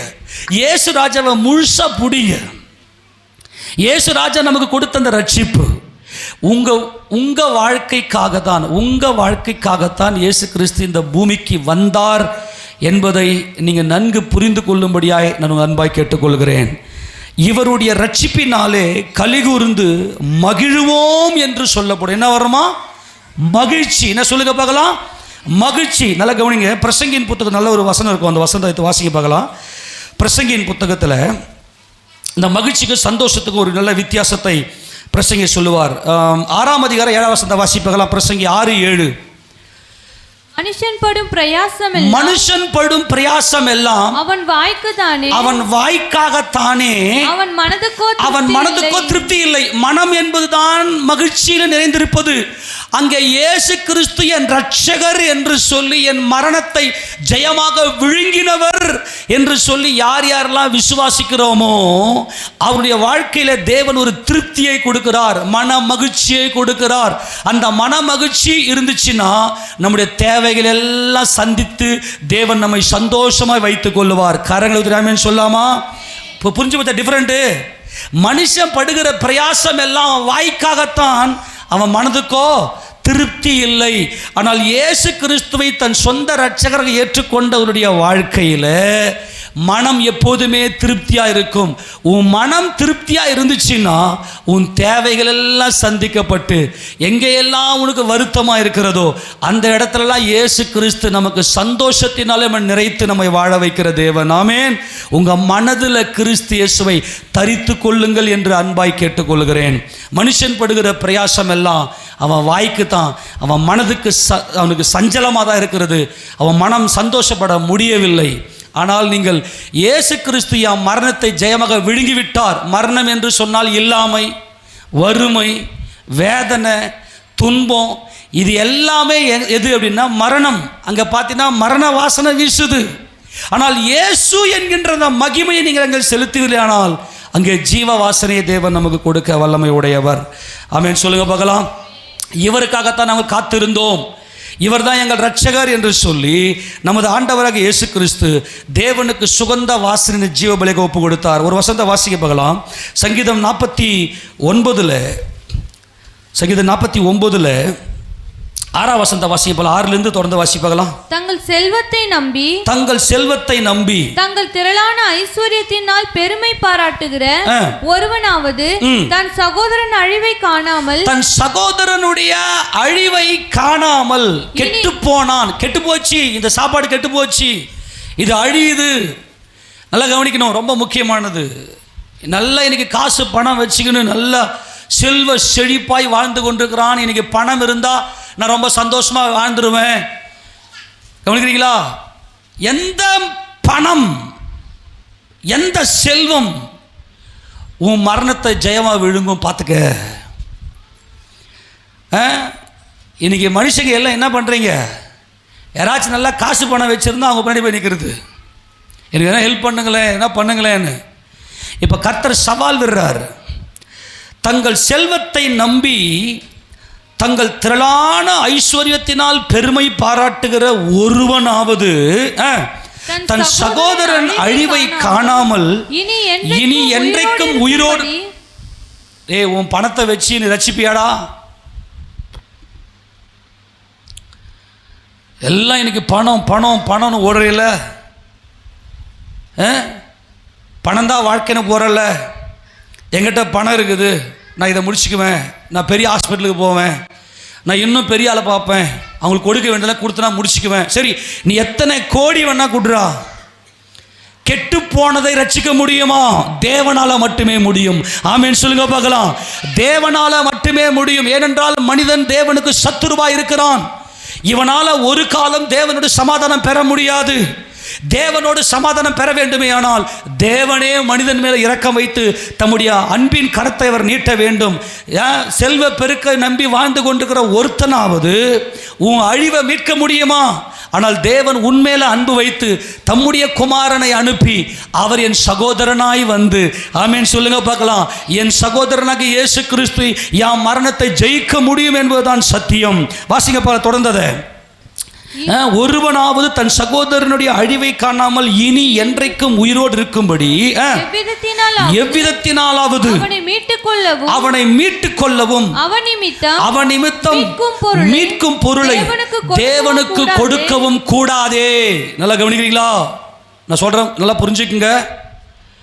கடன் பிரச்சனை, வியாதி, கணவன் மனைவி பிரச்சனை, பிள்ளைங்க பிரச்சனை, இன்னைக்கு நிறைய பிரச்சனை. இது பெத்த பிள்ளைங்களே ஒரு ஸ்டேஜ் வந்த உடனே தாய் தகப்பனுக்கு கீழ்ப்படியிலன்னு சொன்னதும் வாழ்க்கையை வெறுத்துடுறாங்களே. நிறைய தாய் தகப்பன் பார்க்குறோம் இன்னைக்கு. எல்லாம் எங்கிட்ட ஏதாவது இந்த பிள்ளைய பெற்றதை விட ஏதாவது கல்லை பெற்றுருக்கலாங்க, கல் நெஞ்சக்காரங்க, எங்களை கைவிட்டோம், எங்களை நடுத்தரில் விட்டுட்டோம். அவங்க அந்த நேரத்தில் பார்த்தீங்கன்னா அவங்க வாழ்க்கையே வேற மாதிரி உடையுது. நல்லா புரிந்து கொள்ளுங்க. ஏனென்றால் உலகம் பயங்கரமானது, பொய்யானது. அது உலகத்தை நம்பி ஏமாந்து போக வேண்டாம். ஆனால் இங்கே தேவன் நமக்கு சொல்லுகிறார், அவன் நிமித்தம் மீட்கும் பொருளை தேவனுக்கு கொடுக்க ஒரு மனுஷனாலும் கூடாது. ஆனால் நம்முடைய தேவன் தம்முடைய குமாரனாகிய இயேசு கிறிஸ்துவை அனுப்பி தேவனுக்கு சுகந்த வாசனையாய் தம்முடைய ஜீவனையே சுகந்த வாசனையான பலியாக தேவனுக்கு ஒப்பு கொடுத்து நம்மை மீட்டெடுத்திருக்கிறார். நான் சொல்றது புரியுதா? இயேசு கிறிஸ்து மட்டுமே ஜீவ வாசனை தேவனுக்கு கொடுக்கணும். இப்போ நிறைய பேர் ரட்சிப்பை தப்பாக பிரசங்கிப்பாங்க. ஏசப்பா சிலுவையில் ஜெயிச்சுட்டு சாத்தாங்கிட்ட காட்டிட்டாரு. சாத்தான் வந்து கேள்வி கேட்பான். சாத்தானுக்கு ஆப்போசிட்டாக வந்து ஏசப்பா சிலுவை ஜெயிச்சு. சாத்தானுக்கும் ஏசப்பாவுக்கும் சம்மந்தமே இல்லை. சாத்தான் தலையை நசுக்குனவர் தான் ஏசுராஜா. ஆமேனா? சாத்தான்கிட்ட போயிட்டு நீதியை காண்பிக்க வேண்டிய அவசியம் இல்லை. தேவன்கிட்ட நீதியை காண்பித்தார் நம்முடைய ஆண்டவராக இயேசு கிறிஸ்து. நான் மனிதனாக இருக்கிறேன், பிள்ளைகள் மாம்சத்தையும் இரத்தத்தையும் உடையவர் இருக்கு, அவரும் மாம்சத்தையும் இரத்தத்தையும் உடையவர் ஆனார் என்பதுதான் மீட்பு. இயேசு கிறிஸ்து சிலுவையில் பலியானது தேவனுக்கு நீதியை சரிக்கட்ட, தேவனுக்கு நீதியை காண்பிக்க, சுகந்த வாசனையான பலியாக. சுகந்த வாசனையான பலி என்பது பரிசுத்த பலி. இயேசு கிறிஸ்து மட்டுமே சுகந்த வாசனையான பலி. நல்லா கவனிங்க. பழைய ஏற்பாட்டு கால பலி செலுத்தினாங்கன்னா அது எப்படிப்பட்ட பலியாக இருக்கணும்னா சுகந்த வாசனை பலி. நீங்கள் யாத்திராகமல் லேவியராகமல் எடுத்துருங்கக்கா, ஃபுல்லாக தேவனுக்கு செலுத்துகிற பலி சுகந்த வாசனை பலி. ஒரு வசந்தம் மட்டும் வாசிங்க. யாத்திராகமம் 31 அதிகாரத்தில் அங்கே ஆரோனுடைய இந்த பிரதிஷ்டையிலெல்லாம் எப்படிப்பட்ட பலியை செலுத்தணும் என்பதை குறித்தெல்லாம் பார்க்கும்போது யாத்திராகமம் 29 எடுத்துங்களேன். யாத்திராகமம் 29 25 வாசிப்பாகலாம். யாத்திரை 29-25. பின்பு அவைகளை அவர்கள் கைகளில் இருந்து எடுத்து பலிபீடத்தின் மேல் சர்வாங்க தகன பலியோடு வைத்து கர்த்தருடைய சன்னிதானத்தில் சுகந்த வாசனையாக தகிக்க கடவாய். என்ன வாசனை? சுகந்த வாசனையாய் நீ தகிக்க கடவாய் என்று சொல்லி இங்கே நமக்கு சொல்லப்பட்டிருக்கிறது. அது மட்டுமல்ல, இந்த சுகந்த பலி வேதத்தில் சொல்லப்பட்டிருக்கிற அத்தனை பழைய ஏற்பாட்டு கால பலியும் தேவனுக்கு சுகந்த வாசனையான பலி. இந்த சுகந்த வாசனையான பலி என்பது அது பரிசுத்த பலி, பரிசுத்தத்தை காண்பிக்கிறது. நல்லா கவனிங்க பார்க்கலாம். இதே 30 அதிகாரம் யாத்திராகமம் 30 அதிகாரம் 7 வசனத்தை வாசிங்க பார்க்கலாம். ஆரோன் காலைதோறும் அதின் மேல் சுகந்த தூபம் காட்ட வேண்டும். மாலையில் விளக்கேற்றும் போதும் அதின் மேல் தூபம் காட்ட கடவன். விளக்குகளை விளக்கும் போதும் அதின் மேல் தூபம் காட்ட வேண்டும். நல்லா கவனிங்க. இது எல்லாமே என்னதுன்னாக்கா, இது கர்த்தருக்கு மகா பரிசுத்தமான பலி. இது எல்லாமே சுகந்த வாசனையாக தேவனுக்கு போக வேண்டும். தேவன் இந்த சுகந்த வாசனையை முகர வேண்டும். பழைய ஏற்பாட்டு கால பலி எல்லாம் நோவா பேழையிலிருந்து வெளியே வந்து அவர் பரிசுத்தமானதை என்ன பண்ணாரு? பலி செலுத்த. இந்த சுகந்த வாசனை என்பது பரிசுத்தம். தேவன் பரிசுத்தராக இருக்கிறார், நான் பாவியா இருக்கிறேன், என்னை மீட்க வேண்டுமே. ஆனால் தேவன் என்னை மீட்க சித்தம் கொண்டார். தேவன் என்னை மீட்கும்படியாய் அவர் உலக தோற்றத்துக்கு முன்பதாகவே அவர் தீர்மானம் கொண்டார். அதனால தம்முடைய குமாரனாகிய இந்த சுத்த பலியை, சுகந்த வாசனையான பலியை அனுப்பினார். கிறிஸ்துவும் தம்மை தேவனுக்கு சுகந்த வாசனையான பலியாக ஒப்பு கொடுத்து என்னை மீட்டெடுத்து விட்டார். நான் சொல்றதை புரிந்து கொள்ளுங்க. தயவு செய்து சொல்றேன், நீங்க கண்ணீரோடு இருப்பீங்கன்னா இன்னைக்கு ஆண்டவர் உங்க கண்ணீரை மாற்ற விரும்புகிறார். ஒரே ஒரு காரியம், என் இயேசு கிறிஸ்து பரிசுத்தர் என்று மாத்திரங்கள் விசுவாசிப்பீர்களே. ஆனால் பரிசுத்தர் என்றால் அவரிடத்தில் பாவம் எல்லளவும் இல்லை, எல்லளவும் இல்லை, பாவமே இல்லை. அவர் பாவமே இல்லாத தேவாட்டுக்குட்டி. இந்த சுகந்த வாசனையாக தேவன் முகர்ந்தார். தேவன் முகர்ந்தார் என்பதுடைய அர்த்தம் என்ன? எடுத்து வாசிங்க. ஆதியாகமத்தின் புத்தகம் 8 அதிகாரத்தில் நோவா வந்து இந்த பலியை செலுத்தும் போது இந்த சுகந்த வாசனை என்றால் என்ன? பரிசுத்தம். 20-21 வாசிங்க பார்க்கலாம். அப்பொழுது நோவா கர்த்தருக்கு ஒரு பலிபீடம் கட்டி சுத்தமான சகல மிருகங்களிலும் எல்லாரும் ஆமென் சொல்லு. என்ன மிருகம்? சுத்தம். ஆமென் சொல்லுங்க. பரிசுத்தம். தேவனுக்கு சுகந்த வாசனை கொடுத்து நாம் மீட்கப்பட வேண்டும். அந்த சுகந்த வாசனை யார் என்றால் நமது ஆண்டவராகிய இயேசு கிறிஸ்து. ஆமென் சொல்லுங்க. வாசிப்பாகலாம். சுத்தமான சகல மிருகங்களிலும் சுத்தமான சகல பறவையிலும் சிலவற்றை தெரிந்து கொண்டு அவைகளை பலிபீடத்தின் மேல் தகன பலிகளாக பலியிட்டான். சுகந்த வாசனையை கர்த்தர் முகர்ந்தார். கரங்களை உயர்த்தி ஒரு ஆமென் சொல்லுங்க பார்க்கலாம். எதை முகர்ந்தார்? சுகந்த வாசனையை கர்த்தர் முகர்ந்தார். என்ன வாசனை? சுகந்த வாசனை கர்த்தர் முகர்ந்தார். ஏனென்றால் தேவன் சிங்காசனத்தில் வீற்றிருக்கிறவர். அவர் இருந்தவரும் இருக்கிறவரும் வருகிறவருமானவர். அவர் சர்வ வல்லமையுள்ள தேவன். அவர் பரிசுத்தர் பரிசுத்தர் பரிசுத்தர். அவர் என்றென்றைக்கும் பரிசுத்தராக இருக்கிறார். ஆனால் மனிதனோ தேவனுக்கு எதிராக சத்துருவாய் மாறிவிட்டான். இயேசு கிறிஸ்து மரணத்தை ஜெயமாக விழுங்கினார். எப்படி? தம்மை தேவனுக்கு சுகந்த வாசனை பலியாக ஒப்பு கொடுத்து. எடுத்து வாசி எபேசியர் 5ஆம் அதிகாரம் 1-2 வசனத்தை வாசிங்க பார்க்கலாம். எபேசியர் 5:1-2 வசனங்கள். இந்த சுகந்த வாசனை பலி எப்படிப்பட்ட பலி? எடுத்து வாசி. ஆதலால் நீங்கள் பிரியமான பிள்ளைகளைப் போல தேவனை பின்பற்றுகிறவர்களாகி கிறிஸ்து நமக்காக வெயிட் எல்லா கண்ணை கழுவிட்டு பாருங்க பார்க்கலாம். 2ஆம் வசனம். நல்லா கண்ணை திறந்து பாருங்க. கிறிஸ்து நமக்காக. சொல்லு. கிறிஸ்து யாருக்காக? யாருக்காக? நான் சொல்லி முடிக்க போறேன். இன்றைக்கும் நாம் கண்ணீரோடு இருப்பதற்கு காரணம் என்ன? கிறிஸ்து எனக்காக என் மரணத்தை, நான் எந்த இடத்துல என் மனசு உடைகிறதோ, எந்த இடத்துல என் மனதில் ஆறுதல் இல்லாமல், மன மகிழ்ச்சி இல்லாமல் ஏதோ நானும் வாழறேன், அது எல்லாம் வாழ்க்கை. ஏதோ நம்ம நம்ம நம்ம இதில் சொல்லுவாங்க, எப்படிமா இருக்கிறீங்க? ஏதோ வெந்த சோறை துண்டு விதியை நினச்சி நிற்கிறேன்னுவாங்க இல்லையா? ஒரு பழமொழி சொல்லுவாங்க, எப்படிமா இருக்கிறீங்க? ஏதோ வெந்த சோறை துண்டு விதியை நினச்சிக்கின்னு இருக்கிறேன். என்ன விதி? உன் தலைவிதியை மாற்ற வந்தவர் தான் இயேசு கிறிஸ்து. ஆமேனா? என்னை மீட்கும் பொருளாக எத்தனை செல்வங்களை கொடுத்தாலும், எத்தனை கோடியை கொடுத்தாலும் என்னை மீட்க முடியாது. ஆனால் என் ஆண்டவராக இயேசு கிறிஸ்து தேவனுக்கு தம்மை எனக்காக, எல்லாம் சொல்லுங்க, கிறிஸ்து நமக்காக, எல்லாமே சொல்லுங்களேன், கிறிஸ்து நமக்காக தம்மை தேவனுக்கு சுகந்த வாசனை, சுகந்த வாசனை. என்ன வாசனை? ஜீவ வாசனை. முன்னாடி மரண வாசனை எனக்குள்ள. எதுக்கத்தில் அழுமூஞ்சி, எப்போ பார்த்தாலும் அழுக, எப்போ பார்த்தாலும். சில பேர்லாம் பார்த்தீங்கன்னா அப்படி சும்மா சுவிட்சை தட்டினா போதும், வந்த கதை, போன கதை, வளர்ந்த கதை, வீழ்ந்த கதை, எழுந்த கதை, அடி வாங்கினது எல்லாத்தையும் நினச்சிக்கினே சில பேர் எப்போ பார்த்தா அழுதுனே இருக்கிறதே அது ஒரு வாரம் அவங்களுக்கு. சந்தோஷமாக இருக்க சொன்னால் இல்லைங்க, நாங்கள் அப்படி என்னமோ சென்டிமெண்ட் பயங்கரமாக உள்ளே இருக்கும். நான் உங்களை அன்பாய் சொல்லுகிறேன், என் இயேசு கிறிஸ்து எனக்குள்ளே இருப்பாரேயானால் சுகந்த வாசனை எனக்குள்ளே வீச வேண்டும். ஆமேனா? மரணத்தை என் கர்த்தர் ஜெயமாக விழுங்கி விட்டார் என்றால் என் வாழ்க்கையில் கண்ணீர் இல்லை. அங்கே புல் ஸ்டாப் வச்சாச்சு, அங்கே புள்ளி வச்சாச்சு, முடிஞ்சு போச்சு. இல்லை, விழுங்கி விட்டார் என்றால் எனக்கான துக்கம் இல்லை, எனக்கான தோல்வி இல்லை. இதுதான் கிறிஸ்தவம், இதுதான் பரிபூரணம். இந்த பரிபூரணம் தான் தேவனை முகமுகமாய் சந்திக்கும். கிறிஸ்து எனக்காக. எல்லாம் வாய் தந்து ஒரு முறை சொல்லு. கிறிஸ்து எனக்காக சொல்லு. கிறிஸ்து எனக்காக சொல்லு. கிறிஸ்து நமக்காக. ஆமேனா? கிறிஸ்து இதவர் உன் சகோதரனை மீட்கிறதுக்கு எத்தனை கோடி ரூபா கொடுப்ப? ஆமென். அதான் சங்கீதக்காரர் தெளிவாக கேட்குறார். உன்னை மீட்கிறதுக்கு எத்தனை கோடி கொடுத்தா நீ மீட்கப்பட்டுருவ? ஒன்றுத்துக்கும் உதவாது. ஆனால் தேவன் என் மேல அன்பு வைத்து பரிசுத்தர் இயேசு கிறிஸ்து, ஆமென், இவரே நம்முடைய தேவன். இவருக்காக நாம் காத்திருந்தோம். இந்த இயேசு ராஜாவுக்காக காத்திருந்தோம். அவர் என் வாழ்க்கையில வந்தார். என் வாழ்க்கை மாறினது. என் வாழ்க்கை அதிசயமாய் பூரித்திருக்கிறது. ஏனென்றால் இவர் எனக்கு உள்ளே இருக்கிறார். எனக்குள்ளிருந்து சுகந்த வாசனையை என் தேவன் முகருகிறார். எனக்குள்ள இயேசு இருக்கிறார். ஆமென் சொல்லுங்களேன். எனக்குள்ள இயேசு இருக்கிறார். தேவன் எனக்காக, நமக்காக. நான் இப்போ இயேசு கிறிஸ்து எனக்குள்ள இருக்கிறார். எனக்குள்ள முன்னாடி தேவனுக்கு சத்துருவா இருந்தேன். முன்னாடி மரண வாசனை எனக்குள்ள, இப்ப ஜீவ வாசனை, சுகந்த வாசனை. எல்லாமே சொல்லுங்க பார்க்கலாம். என்ன வாசனை? சுகந்த வாசனையை தேவன் முகருகிறார். அப்படியானால் என்னுடைய பலியை தேவன் தேவன் அங்கீகரிக்கிறார். கிறிஸ்து நமக்காக தம்மை தேவனுக்கு சுகந்த வாசனையான சங்கீதம் 49க்கு பதில் கொடுக்கிறார் இங்க இல்லையா? இப்ப பார்த்தேன் இல்லையா? தான் செல்வ செழிப்பினாலே பெருமை பாராட்டுகிற யாராகில ஒருத்தன் பணத்தை கொடுத்து மீட்க முடியுமாடா? உன்னை உன் மரணத்தை விழுங்க முடியுமா? உன் கண்ணீரை துடைக்க முடியுமா? ஆனால் இது இயேசு கிறிஸ்து கண்ணீரை துடைத்து விட்டார். உன் மனம் ஏன் இன்னும் பதறுகிறது?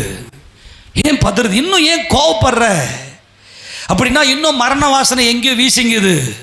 ஏன் இன்னும் அழற? இயேசு ராஜா சமூகத்தில் முன்னாடி போய் தனிப்பட்ட ரீதியில் போய் அழு. மனுஷங்க முன்னாடி அழாத. மனுஷங்க முன்னாடி உன் கோபத்தை காண்பித்து அங்கே ஹீட் ஆக்காத. சில பேரை பார்த்தீங்கன்னா அவங்ககிட்ட போனாங்கன்னா அங்கே பயங்கர ஹீட், அப்படியே பயங்கரமாக ஹீட்டாக இருப்பாங்க. எல்லாருமே பற்ற வச்சுருவாங்க. அப்படியே நல்ல மனமகிழ்ச்சியாக இருக்கு. நல்லா கவனிங்களேன், எல்லாருடைய ஆவியும் ஒரே மாதிரி கிடையாது இல்லையா? ஒவ்வொருத்தருடைய ஆவியும் வேறு வேறு மாதிரி இருக்கும். நீங்கள் அந்த அந்த அந்த சர்க்கிளில் உள்ளே போனீங்கன்னாவே அது ஈஸியாக கண்டுபிடிச்சிடலாம். இது இச்சையின் ஆவியா, இல்லை இது ஏமாத்துற ஆவியா, இது மாய்மாலத்தின் ஆவியா, ஈஸியாக கண்டுபிடிச்சி அந்த ஆவி அடங்கவே அடங்காது.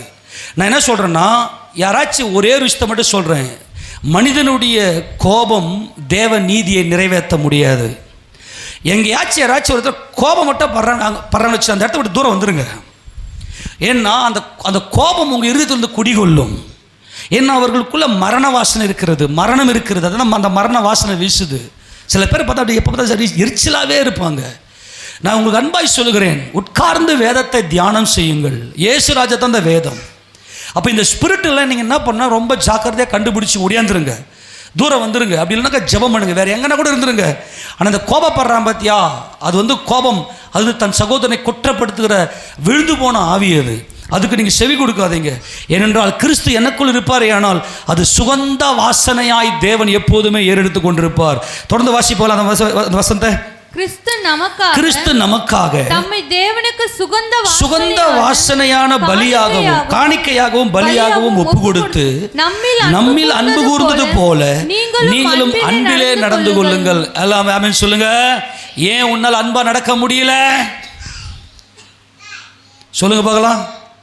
ஏன் கோபம்?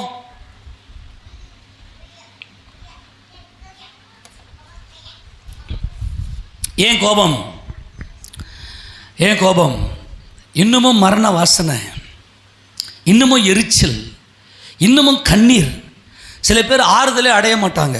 எவ்வளவு ஆறுதல் பண்ணால் ஆறுதலே அடைய மாட்டாங்க. நீங்கள் கோபம் கொண்டாலும், இந்த கோபம் கொண்டாலும் பாவம் செய்யாதீர்கள் அர்த்தம் என்ன தெரியுமா? உன் கோபம் யாரையும் பாதிச்சிடாதபடிக்கு, அதுதான் பாவம்.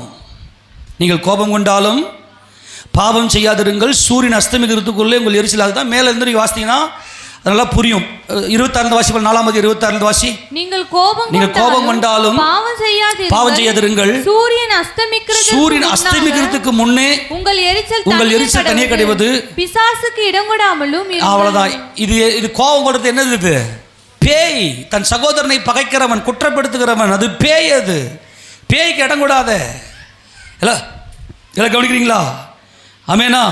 அவர் மரணத்தை ஜெயமாக விழுங்கினது உண்மையானால், அவர் எனக்குள்ள இயேசுராஜா, எனக்கு உள்ள இயேசுராஜா இருப்பாரே ஆனால் எனக்கு விரோதி யார்? ஏன் கோபத்துக்கு இடம் கொடுக்குறீங்க? பிசாசுக்கு இடம் கொடுக்குறீங்க. அப்படியானால் இவங்க கோபம் கொள்றாங்கன்னா அது மரண வாசனை. ஆனால் சுகந்த வாசனை உனக்குள் இருக்குமே ஆனால் நீ அன்பு கூறுவ, நீ அன்பில் நடந்து கொள்ளுவ. உன் வீட்டில் அன்பு இருக்கும், உன் குடும்பத்தில் அன்பு இருக்கும், உன் சபையில் அன்பு இருக்கும், நீ போகிற இடத்துலலாம் அன்பு என்னென்னைக்கு நிலை கொண்டிருக்கும். இந்த அன்பு நமக்குள் இருந்துச்சுன்னா அந்த பதற்றமே வராது, அந்த கோபமே வராது. ஆக மனுஷன் இந்த உலகத்தில் ஏதோ வச்சுன்னு வாழ்ந்துக்கிறான். அவனுக்கு நிலையான சந்தோஷம் இல்லை, மனமகிழ்ச்சி அவனுக்குள்ளே இல்லை. ஏதோ சந்தோஷமாக வாழ்ந்துக்கிறான், அவ்வளோதான் அவனுடைய வாழ்க்கை. ஆனால் தேவன் நமக்கு சொல்றதை வாசிக்க பார்க்கலாம். இந்த அன்பு நமக்குள் இருக்க, சுகந்த வாசனை நமக்குள் இருக்க வேண்டும். 1 பேதுருவின் புத்தகம் 3வது அதிகாரம், 1 பேதுரு 3வது அதிகாரம் 9வது வசனத்தை வாசிக்க பார்க்கலாம். தீமைக்கு தீமையும் உதாசனத்துக்கு உதாசனத்தையும் சரிகட்டாம். கவனி, இதுதான் மரண வாசனையா சுகந்த வாசனையா? உனக்குள் இருப்பது சுகந்த, தேவன் முகருகிற சுகந்த வாசனையான இயேசு கிறிஸ்து உனக்குள் இருப்பாரே ஆனால் நீ தீமைக்கு தீமை செய்ய மாட்ட. உன்னை உதாசனப்படுத்துவாங்க, உன்னை யாருமே கண்டுக்கவே மாட்டாங்க, உன்னை கேவலமாக பார்ப்பாங்க.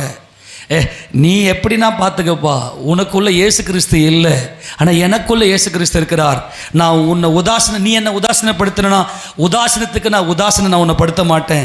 தீமைக்கு நான் தீமை செய்வேன். எத்தனை தீமை ஒன்றா செய், நான் தீமைக்கு தீமை செய்ய மாட்டேன். ஏன்னா எனக்குள்ள இருப்பது ஜீவ வாசனை, அது சுகந்த வாசனை. ஆமீன் சொல்லுங்க. மரண வாசனை தான் கோபம். ஈஸியாக கண்டுபிடிச்சிருங்க. சர்ன்னு கோபம் வரும், அல்லது அவங்களுக்காக தான் கோபம் வரும். அவங்க செல்ஃப் பயங்கரமாக இருக்கும், அவங்களுக்கு சுயநீதி பயங்கரமாக இருக்கும். அவங்கெல்லாம் பார்த்து எதுக்கெல்லாம் கோவப்படுவாங்க. ஈஸியாக கண்டுபிடிச்சிங்க. நீங்கள் எதிர்த்து நிற்காதீங்க. இது உங்களுக்காக தான் சொல்கிறது. தீமையோடு எதிர்த்து நிற்க வேண்டாம் என்று கர்த்தர் சொல்கிறார். சில பேர் ரொம்ப பலவீனமாக இருப்பாங்க, அவங்கள போய் குறை சொல்லாதீங்க, விட்டுருங்க, விலகி வந்துருங்கன்னு தான் சொல்ல வரேன். விலகி வந்துருங்க, ஜெபம் பண்ணுங்க. தீமைக்கு தீமையும் உதாசீனத்துக்கு உதாசீனம் சரி கட்டாமல் அதற்கு பதிலாக நீங்கள் ஆசீர்வாதத்தை சுதந்தரித்துக் கொள்ளும்படி. எல்லாம் கரங்களை ஊத்துறாமன்னு சொல்லுங்க. நான் என் தேவன் என்னை எதற்காக அழைத்திருக்கிறார்? நான் ஆசீர்வாதத்தை சுதந்திரித்துக் கொள்ளும்படி. ஜீவனுள்ள தேவனுடைய குமாரனாகிய இயேசு கிறிஸ்து எனக்காக தேவனுக்கு தம்மை சுகந்த வாசன பலியாக அவர் சிலுவையில் மரித்தார். அவர் மரணத்தை அவர் ஜெயமாக விழுங்கினார். அப்படியானால் தேவன் என்னை ஆசீர்வதிப்பதற்காக என்னை அழைத்திருக்கிறார். அப்படின்னா உன் வாயில என்ன மட்டும்தான் வரணும்? ஆசீர்வாதம் மட்டும்தான் வரும். நெகட்டிவ் வேர்டு, எதிர்மறையான வார்த்தை உன் வாயில் வரவே வராது. நீ சொல்கிறனா, நான் மறுபடியும் சொல்கிறேன், தேவன் நம்மை படைத்த நோக்கமே எதுக்குன்னா பேசுறதுக்கு தான். என்ன பேசணும்? அவருடைய துதியை பேசணும். அவர் எனக்கு வைத்திருக்கிற ஆசீர்வாதத்தை பேசணும். எங்கள் அப்பா எனக்கு வைத்திருக்கிற பெரிய மனமகிழ்ச்சியை பேசணும். எங்கள் அப்பா எனக்கு வைத்திருக்கிற மகிமையை பேசணும். அப்பா உமக்கு நீ எவ்வளோ பெரிய தேவன், அப்பா உங்கள் அன்பு எவ்வளோ பெருசாண்டவர். பேசுறதுக்காகத்தான் தேவன் நம்மை படைத்தார். என்ன பேசணும்? ஒரு அப்பா ஒரு தாம் பிள்ளைக்கு என்னென்னலாம் சேர்த்து வச்சிருக்கிறாரோ, என்னென்ன மகிமை வச்சிருக்கிறாரோ, அதெல்லாம் இந்த பிள்ளை அறிக்கை செய்யணும். எல்லாம் ஒரு ஆமீன் சொல்லாமா? எந்த சூழ்நிலையும் மரணம் உன்னை விட்டு வெளியே போயிட்டு இருக்கணும். எதிர்மறையான பேச்சு நீ பேசுறேன்னா, நான் உங்களுக்கு அன்பாக சொல்கிறேன், இயேசு கிறிஸ்துவை ரட்சகராக ஏற்றுக்கொள்ளுங்க. அவர் என் ரட்சகர். என் வாழ்க்கையில் மரண வாசனை இல்லை. எல்லாரும் ஆமென் சொல்லுங்க பார்க்கலாம். இயேசு கிறிஸ்து தேவனுக்கு தம்மை சுகந்த வாசனையான பலியாக ஒப்பு கொடுத்து என்னில் அன்பு கூர்ந்திருக்கிறார். நானும் அன்பில் நடந்து கொள்ளுவேன். உண்மையிலேயே நீங்கள் தேவனுடைய பிள்ளை என்று சொன்னால் எல்லாரையும் ஆசீர்வதிப்பீங்களே தவிர எதிர்மறையாக உங்கள் வாயில் வார்த்தை வரவே வராது. கர்த்தருங்க வேதம் நமக்கு தெளிவாக சொல்லுது, நீங்கள் ஆசீர்வாதத்தை சுதந்திரித்து கொள்ளும்படி அழைக்கப்பட்டவர்கள் என்று அறிந்து, அந்த அறிவுக்குள்ளவா.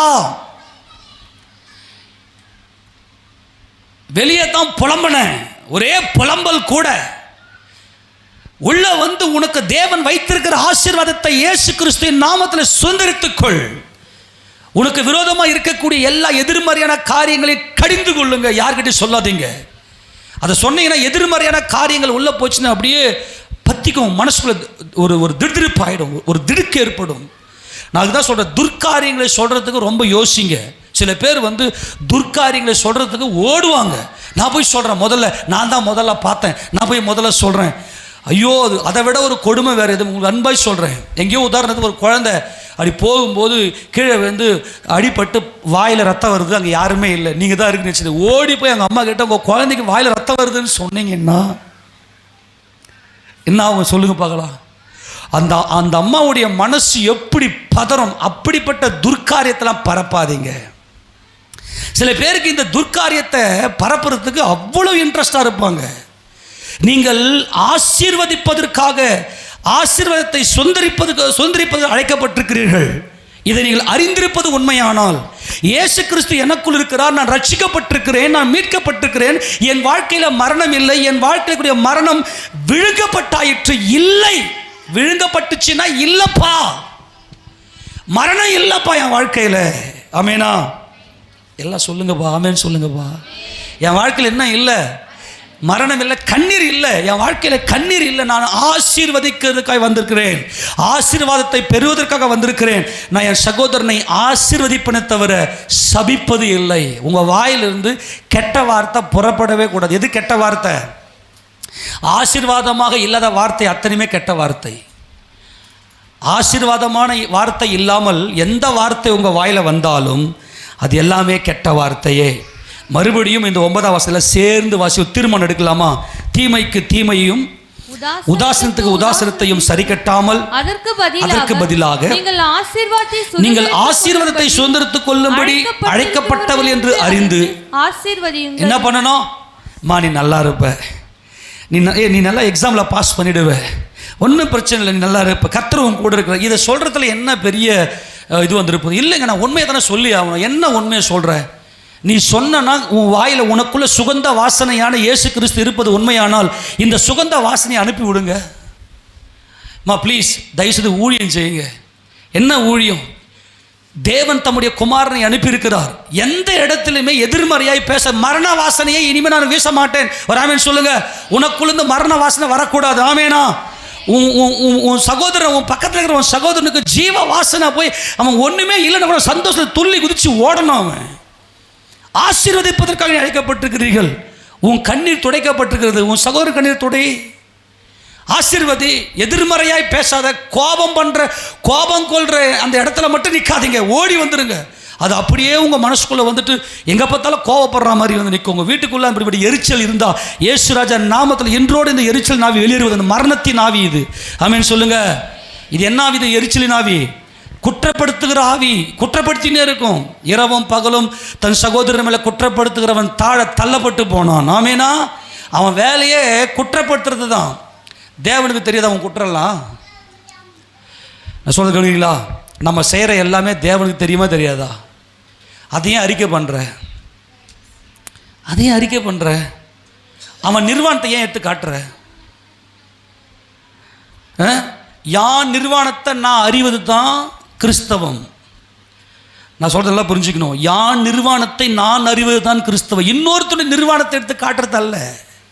அது பேய். அதுதான் பிசாசுக்கு இடம் கூடாதுங்கள். இவன் சுயநீதியில் இருக்கிறான், மனுஷன் விழுந்து போய்கிறான், இவனுக்குள்ள மரணம் இருக்கிறது. அதனால தான் இன்னொருத்தருடைய பாவத்தை எடுத்து காட்டுறான், அவனை போய் குற்றப்படுத்துவான். நல்லா சொல்றதெல்லாம் புரிந்துக்கணும். நான் ஆசீர்வாதத்தை சுதந்திரத்துக் கொள்ளும்படி அழைக்கப்பட்டிருக்கிறேன். ஏன்னா பிதா என்னை எப்பவுமே பரிபூர்ணமாய் பார்க்கிறவர். எதிர்மறையான வார்த்தை உங்கள் வாயில் வரவே கூடாது. ஏதோ டெம்பரவரி வச்சுன்னு ஓடாதீங்க. நிரந்தரமான ஒரே ஒரு சந்தோஷம், அது இயேசுவே. ஹல்லேலூயா. அவருடைய கல்வாரி அன்பை நீங்கள் நோக்கி பாருங்கள். தொடர்ந்து வாசிக்கலாம். ஜீவனை விரும்பி நல்ல நாட்களை காண வேண்டும் என்று இருக்கிறவன் பொல்லாப்புக்கு தன் நாவையும் கபடத்துக்கு தன் உதடுகளையும் விலக்கி காத்து. இதாங்க ஆசீர்வாத சுதந்திரத்தை கொண்டவனுடைய ஒரு கிரியை. உன் நாக்கு ரொம்ப முக்கியம். நாக்கு நெருப்பு. நீ என்ன அறிக்கை செய்யறியோ அது அப்படி நடக்கும். மரணமும் ஜீவனும் நாவின் அதிகாரத்தில் இருக்கிறது. அதில் பிரியப்படுற மனுஷன் அதை புசிப்பான்.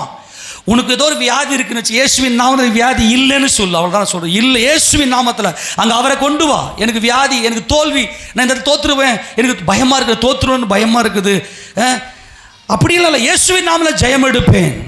எனக்கு சுகந்த வாசனை, எனக்கு ஜீவ வாசனை, சுகந்த வாசனை தான் நான் முகருவேன். என் தேவன் எனக்கு சுகந்த வாசனையாக கிறிஸ்துவை கொடுத்திருக்கிறார். அவர் எனக்குள்ளே இருக்கிறார். நான் எப்போதும் ஜெயம் எடுப்பேன். இதுதான் நமக்கு தேவை. உன் நாக்கு நீ எச்சரிக்கை. உன் பிள்ளையை நீ சபிச்சேன்னா அது அப்படி தான் இருக்கும். பிள்ளைங்களை வசனத்தை கொண்டு ஆசீர்வதிங்க. அவங்க நிர்வாணத்தை மூட பாருங்க. நீங்கள் போய்ட்டு எல்லாருக்கிட்ட பப்ளிக் பண்ணாதீங்க. நான் என்ன சொல்ல வரேன்னா, ஒரு மனுஷன் தன்னை ஏசப்பாவுடைய வருகைக்கு ஆயத்தப்படுத்தி கொள்ள வேண்டும் என்று அவனுக்குள்ளே இந்த எண்ணம் வந்துச்சுன்னா அவன் நிர்வாணத்தை பார்ப்பான். நான் எங்கே விழுந்து போய்கிறேன்னு. அதை நீ இல்லை, பரிசுத்த ஆவியானவர் போனதை சொல்லிக் கொடுக்க முடியும். இப்போ நீங்கள் சத்தியத்தை தியானம் பண்ணுறதுக்கு பைபிள் டீச்சிங்லாம் யார் வரணும்னா, பரிசுத்த ஆவியினுடைய அபிஷேகம் பெற்று தேவனால் அழைக்கப்பட்டவருக்கு வந்தால் தான் அவங்களுக்கு தான் டீச் பண்ணணும். அதெல்லாம் எல்லாரையும் வச்சுக்கலாம், அதை டீச் பண்ணக்கூடாது. இப்போ நீங்களாம் நிறைய பேர் நினைக்கலாம், என்னடா இது முன்னாடிலாம் ஒரு மாதிரி பிரசங்கம் பண்ணிவிட்டு இப்போ வேறு மாதிரிலாம் பிரசங்கம் வருது. எல்லாம் தயவுசெய்து நினைக்காதீங்க. என்ன அப்படின்னா, பரிசுத்த ஆவியானவரை மட்டும்தான் ஒரு மனிதனுடைய நிர்வாணத்தை அவர் தான் காட்ட முடியும். பாவத்தை குறித்தும் நீதியை குறித்தும் நியாயத்தீர்ப்பை குறித்தும் அவர் தான் கண்டித்து உணர்த்துவார். பாவம்னா என்னன்னு எடுத்து காட்டினா, ஆமாம் இது பாவம்னு ஒத்துக்கிற மனப்பக்குவம் பரிசுத்த அவருடைய பலத்தை தான் வரும். அதனால் நீங்கள் சபையில் இயேசு கிறிஸ்துவை சுகந்த வாசனையாய் தேவனுக்கு தம்மை ஒப்பு கொடுத்த இயேசு கிறிஸ்து உனக்குள் இருப்பது உண்மையானால் யாரை குறித்தும் குறை பேசாத. நீ என்ன பேசுறியோ, ஒரு ரகசியம் சொல்லவா, சைக்காலஜிக்கலாக இயேசுராஜன் நாமத்துக்கு மகிமையாய் 14 வருஷமாய் நான் கண்டுபிடித்த கண்டுபிடிப்பு, ஒருத்தன் என்ன குறை சொல்கிறானோ அதே குறை வேறு விதத்தில் செய்வான். வேறு விதத்தில் மறைஞ்சி துணிஞ்சி அல்லது வேறு ஏதோ ஒரு இதை சொல்லுவான், இவனே செய்வான். ஆக இவன் தன்னைத்தானே, அதுதான் ரோமர் 2 சொல்கிறாரு, இவன் தன்னைத்தானே தீர்ப்பு எழுதிக்கிறான். இவன் நரகத்துக்கு போகிறான்னு சொல்லி தீர்ப்பு எழுதிக்கிறான். தெரியுமா? உன் பெத்த பிள்ளைங்கிட்ட கூட நீங்கள் என்ன பண்ணீங்கன்னா குறையத்தை காட்டுறீங்க வச்சிங்களேன், உங்கள் அப்பா அம்மா குறை, பிள்ளைங்க குறை, அதை நீங்கள் அப்படியே நீங்கள் உங்கள் தலைமையில் சுமத்தி கொள்ளுகிறீர்கள். தயவு செய்து புரிந்து கொள்ளுங்கள். மனுஷன் பேசுகிற வீணான வார்த்தைகள் யாவையும் குறித்து நியாயத்தீர்ப்பு நாளில் கணக்கு. உன் வாயில் வரக்கூடிய வார்த்தை ஜீவ வாசனையாக வர வேண்டும், அது சுகந்த வாசனையாக இருக்க வேண்டும். மரண வாசனை வரக்கூடாது, அது தேவனுக்கு அருவருப்பு. தேவனால தம் பிள்ளைகளுடைய வாயிலிருந்து இப்படிப்பட்ட தூஷண கெட்ட வார்த்தை, சபிக்கப்பட்ட கபடு, பொல்லாப்பு, இப்படிப்பட்ட வார்த்தைகள்லாம் வரக்கூடாது என்பதுதான் தேவன் பார்க்கிறார். ஏன்னா உனக்காக என் குமாரனை கொடுத்திருக்கிறனே, அவர் உனக்கு சுகந்த வாசனை பலி அல்லவா என்று சொல்லுகிறார். தொடர்ந்து வாசிங்க. பொல்லாப்பை விட்டு விலகி நன்மை செய்து சமாதானத்தை தேடி அதை பின்தொடர கடவன். கர்த்தருடைய கண்கள் நீதிமான்கள் மேல் நோக்கமா இருக்கிறது, அவருடைய செவிகள் அவர்கள் வேண்டுதலுக்கு கவனமா இருக்கிறது. தீமை செய்கிறவர்களுக்கோ கர்த்தருடைய முகம் விரோதமா இருக்கிறது. நீங்கள் நன்மையை பின்பற்றுகளானால் உங்களுக்கு தீமை செய்கிறவன் யாரு? அப்போ நீ தீமையை அறிக்கை செய்யறனா, நீ தீமையின் பாதையில் போய்கின்னு இருக்கிறேன்னு அர்த்தம். நல்லா கவனிங்க. நீ தீமையை பேசுற, மற்றங்கிட்ட பேசுற அப்படின்னா நீ தீமையின் பாதையில் போய்கின்னு இருக்கிறீங்க. உங்களுக்கு அன்பாய் சொல்லுகிறேன், நமது ஆண்டவராகிய இயேசு கிறிஸ்து நமக்குள் இருக்கிறார். அவர் தான் நமக்கு சுகந்த வாசனை. நம்முடைய இருதயத்துக்குள்ள அந்த சுகந்த வாசனை இயேசு இயேசு இயேசு இயேசுன்னு இருந்துச்சுன்னா எல்லா பயத்துக்கும் நம்ம நீங்களாக்கி தேவன் நம்ம ரட்சிக்க வல்லமை உடையவர். நீ இன்னைக்கு வாழ்ந்து கொண்டிருக்கிற சந்தோஷம் எல்லாம் நித்திய சந்தோஷம் கிடையாது.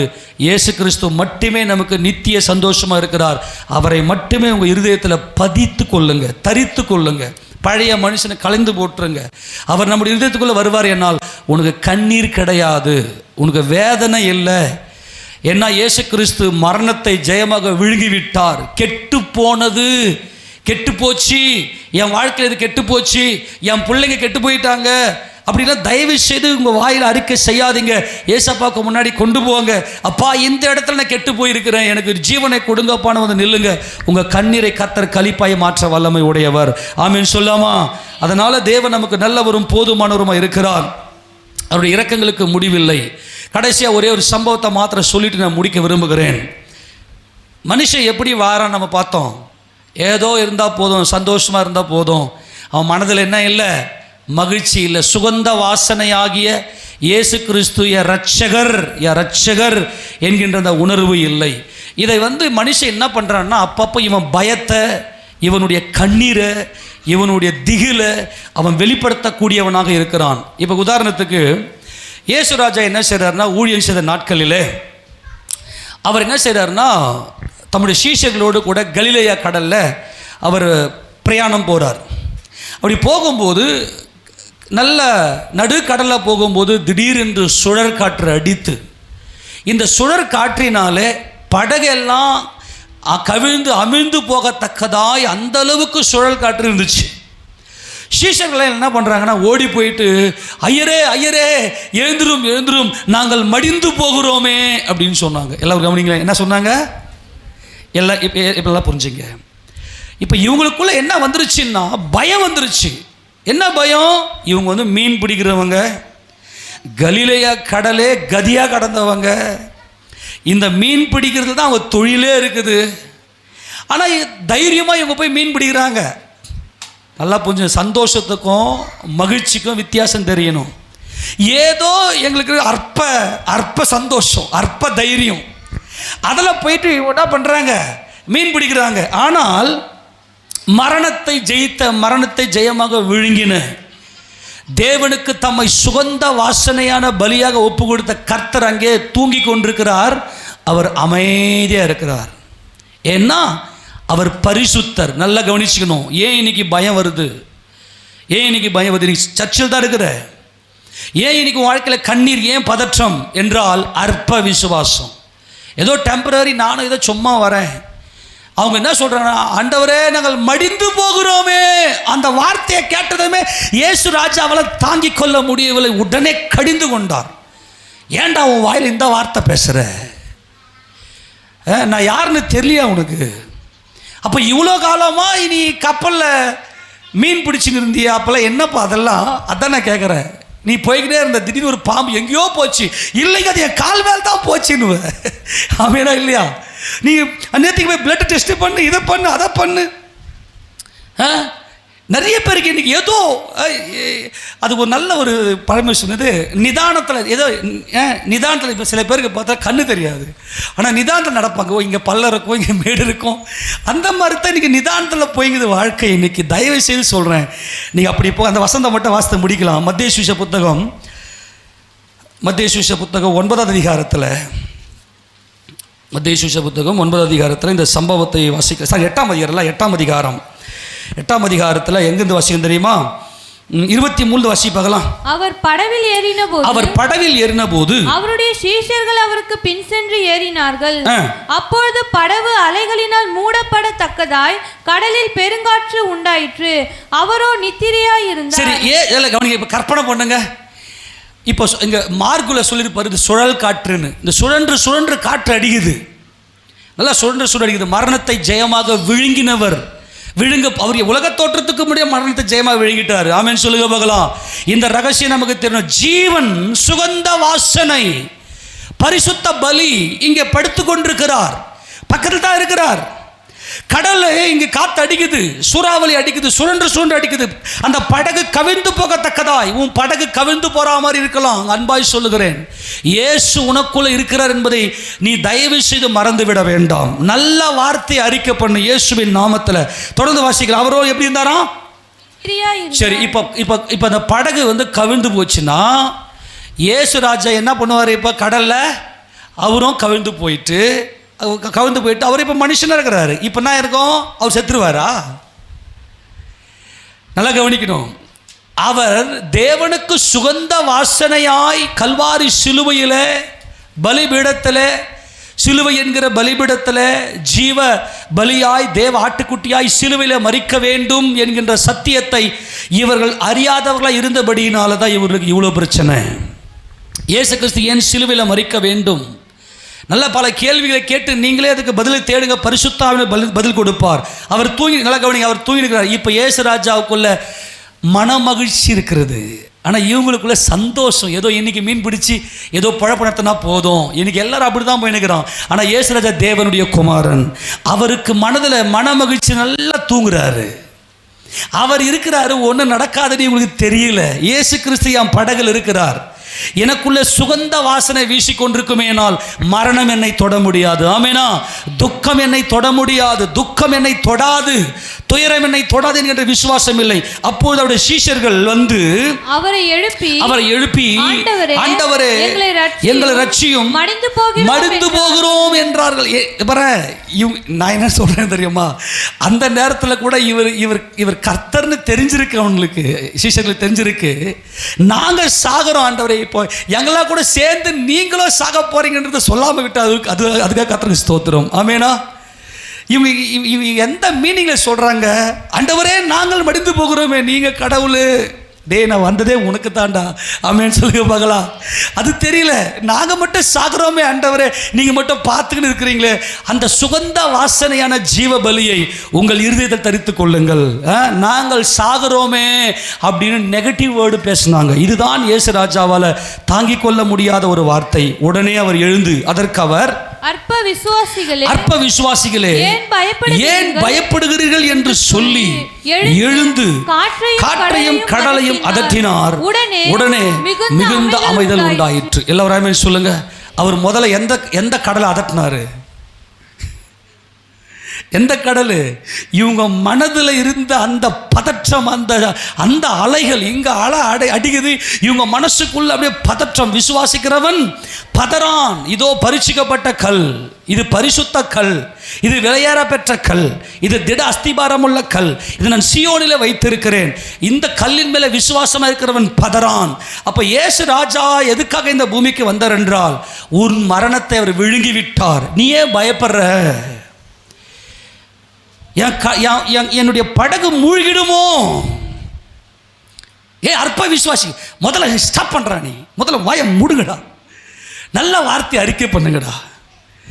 நான் வந்திருக்கிறேன், உன் கண்ணீரை துடைப்பதற்காக நான் வந்திருக்கிறேன், உன் மரணத்தை ஜெயமாக விழுங்குவதற்காக நான் வந்திருக்கிறேன். நீ என்ன செய்ய? முதல்ல உன் வாயை ஸ்டாப் பண்ணு. கபடு பேசாத, பொல்லாப்பு பொல்லாங்கு பேசாத, செத்துருவனோ அதை பேசாத. அவர் எழுந்து முதல்ல இவங்களை அதட்டிட்டு இவங்களை அடக்கிட்டு அதுக்கப்புறம் கடலுக்கு சொல்கிறேன். ஏன்னா அதுங்கெல்லாம் அவர் படுத்த சிருஷ்டிகள், அதெல்லாம் சொல்லு. மனுஷன் மட்டும்தான் இன்ன வரைக்கும் கேட்க மாட்டேன், அடங்க மாட்டேங்கிறான். அவன் சொல்லாமா? ஆனால் இன்றைக்கி நான் ஒத்துக்கின ஆண்டவரே, எனக்காக நீங்கள் சுகந்த வாசனை பலியாக என்னை ஒப்பு கொடுத்துருக்கிறபடினாலே என் வாழ்க்கை என்றைக்குமே மணக்கும். ஆமேனா? சுகந்த வாசனையாக இருக்கும், ஜீவ வாசனையாக இருக்கும். ஏன்னா என் மரணத்தை நீங்கள் விழுங்கிட்டீங்க, என் கண்ணீரை நீங்கள் விழுங்கிட்டீங்க, என் கஷ்டத்தை நீங்கள் விழுங்கிட்டீங்க. இனிமேல் நான் எல்லாத்தையும் ஜீவனோடு மட்டும்தான் நான் பார்ப்பேன் என்றால் இயேசு எனக்குள்ள இருக்கிறார். ஆமேன் சொல்லுவோமா? நீ பயப்படாதே என்று சொல்லக்கூடிய ஒரு மகிமையின் கர்த்தர் நம்மோடு இருக்கிறார். ஏன் பயப்படுகிறீர்கள்? அதனை கேட்குறாரு. ஏன் பயப்படுகிறீர்கள் என்று சொல்லி அவங்களை சாந்தப்படுத்துகிறார். பயப்படாத. அவர்களுக்குள்ள இருந்த அந்த பயங்கரமான சூறாவளி, அந்த கொந்தளிப்பு, மனதுக்குள்ளே அந்த கொந்தளிப்பு எல்லாவற்றையும் கர்த்தர் அங்கே அடக்கி, அங்கே அதட்டி, அங்கே சாந்தப்படுத்திட்டு தான் அவர் கடலையும் காற்றையும் அவர் என்ன செய்வது?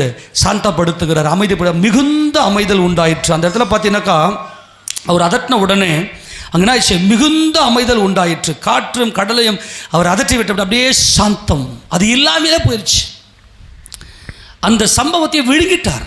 இயேசுராஜா உள்ளே வந்தார்னாவே பயங்கர ஆச்சரியம், அதை அப்படியே விழுங்கிட்டார், அது இல்லாமல் போயிடுச்சு.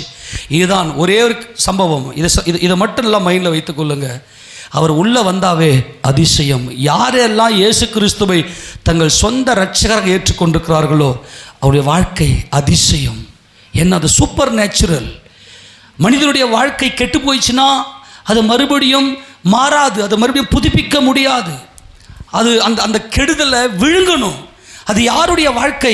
கிறிஸ்தவனுடைய வாழ்க்கை மட்டும்தான் அதிசயமான வாழ்க்கை. அவன் வாழ்க்கை மட்டும்தான் புது சிருஷ்டியான வாழ்க்கை. பழையவைகள் ஒழிந்து போன வாழ்க்கை, எல்லாம் புதிதான வாழ்க்கை. ஒருவன் கிறிஸ்துவுக்குள் இருந்தால் புது சிருஷ்டியாக இருக்கிறான். பழையவைகள் ஒழிந்து போயின, எல்லாம் புதிதாயின. இதுதான் கிறிஸ்துவனுடைய வாழ்க்கை. உன்னுடைய பழைய வாழ்க்கை எல்லாம் மாறட்டும், ஒரு புது சிருஷ்டியாக கர்த்தர் சொல்லுகிறார். ஏன் பயப்படுகிறீர்கள்? சுகந்த வாசனை பலியாக நான் இருக்கிறேன். உன் வாழ்க்கையில் அமைதல் உண்டாயிற்று. ஆமேனா? உன் வாழ்க்கையில் ஒரு காம்னஸ், ஒரு பீஸ், ஒரு சமாதானம், ஒரு தெய்வீக சுகம். பழசெல்லாம் ஒழிஞ்சு போயிடுச்சு. இனி எல்லாம் புது சிருஷ்டியாக, புது சிருஷ்டியின் அனுபவத்தோடு கூட தேவ சமூகம் இருக்கலாம். நம்ம எல்லாரும் முழங்கால் படியிடலாம். எல்லாரும் கண்களை மூடி ஒப்பு கொடுங்க பார்க்கலாம். பரலோக தகப்பனே, நாங்கள் உம்மை ஸ்தோத்திரிக்கிறோம் ஆண்டவரே. எங்கள் வாழ்க்கையில்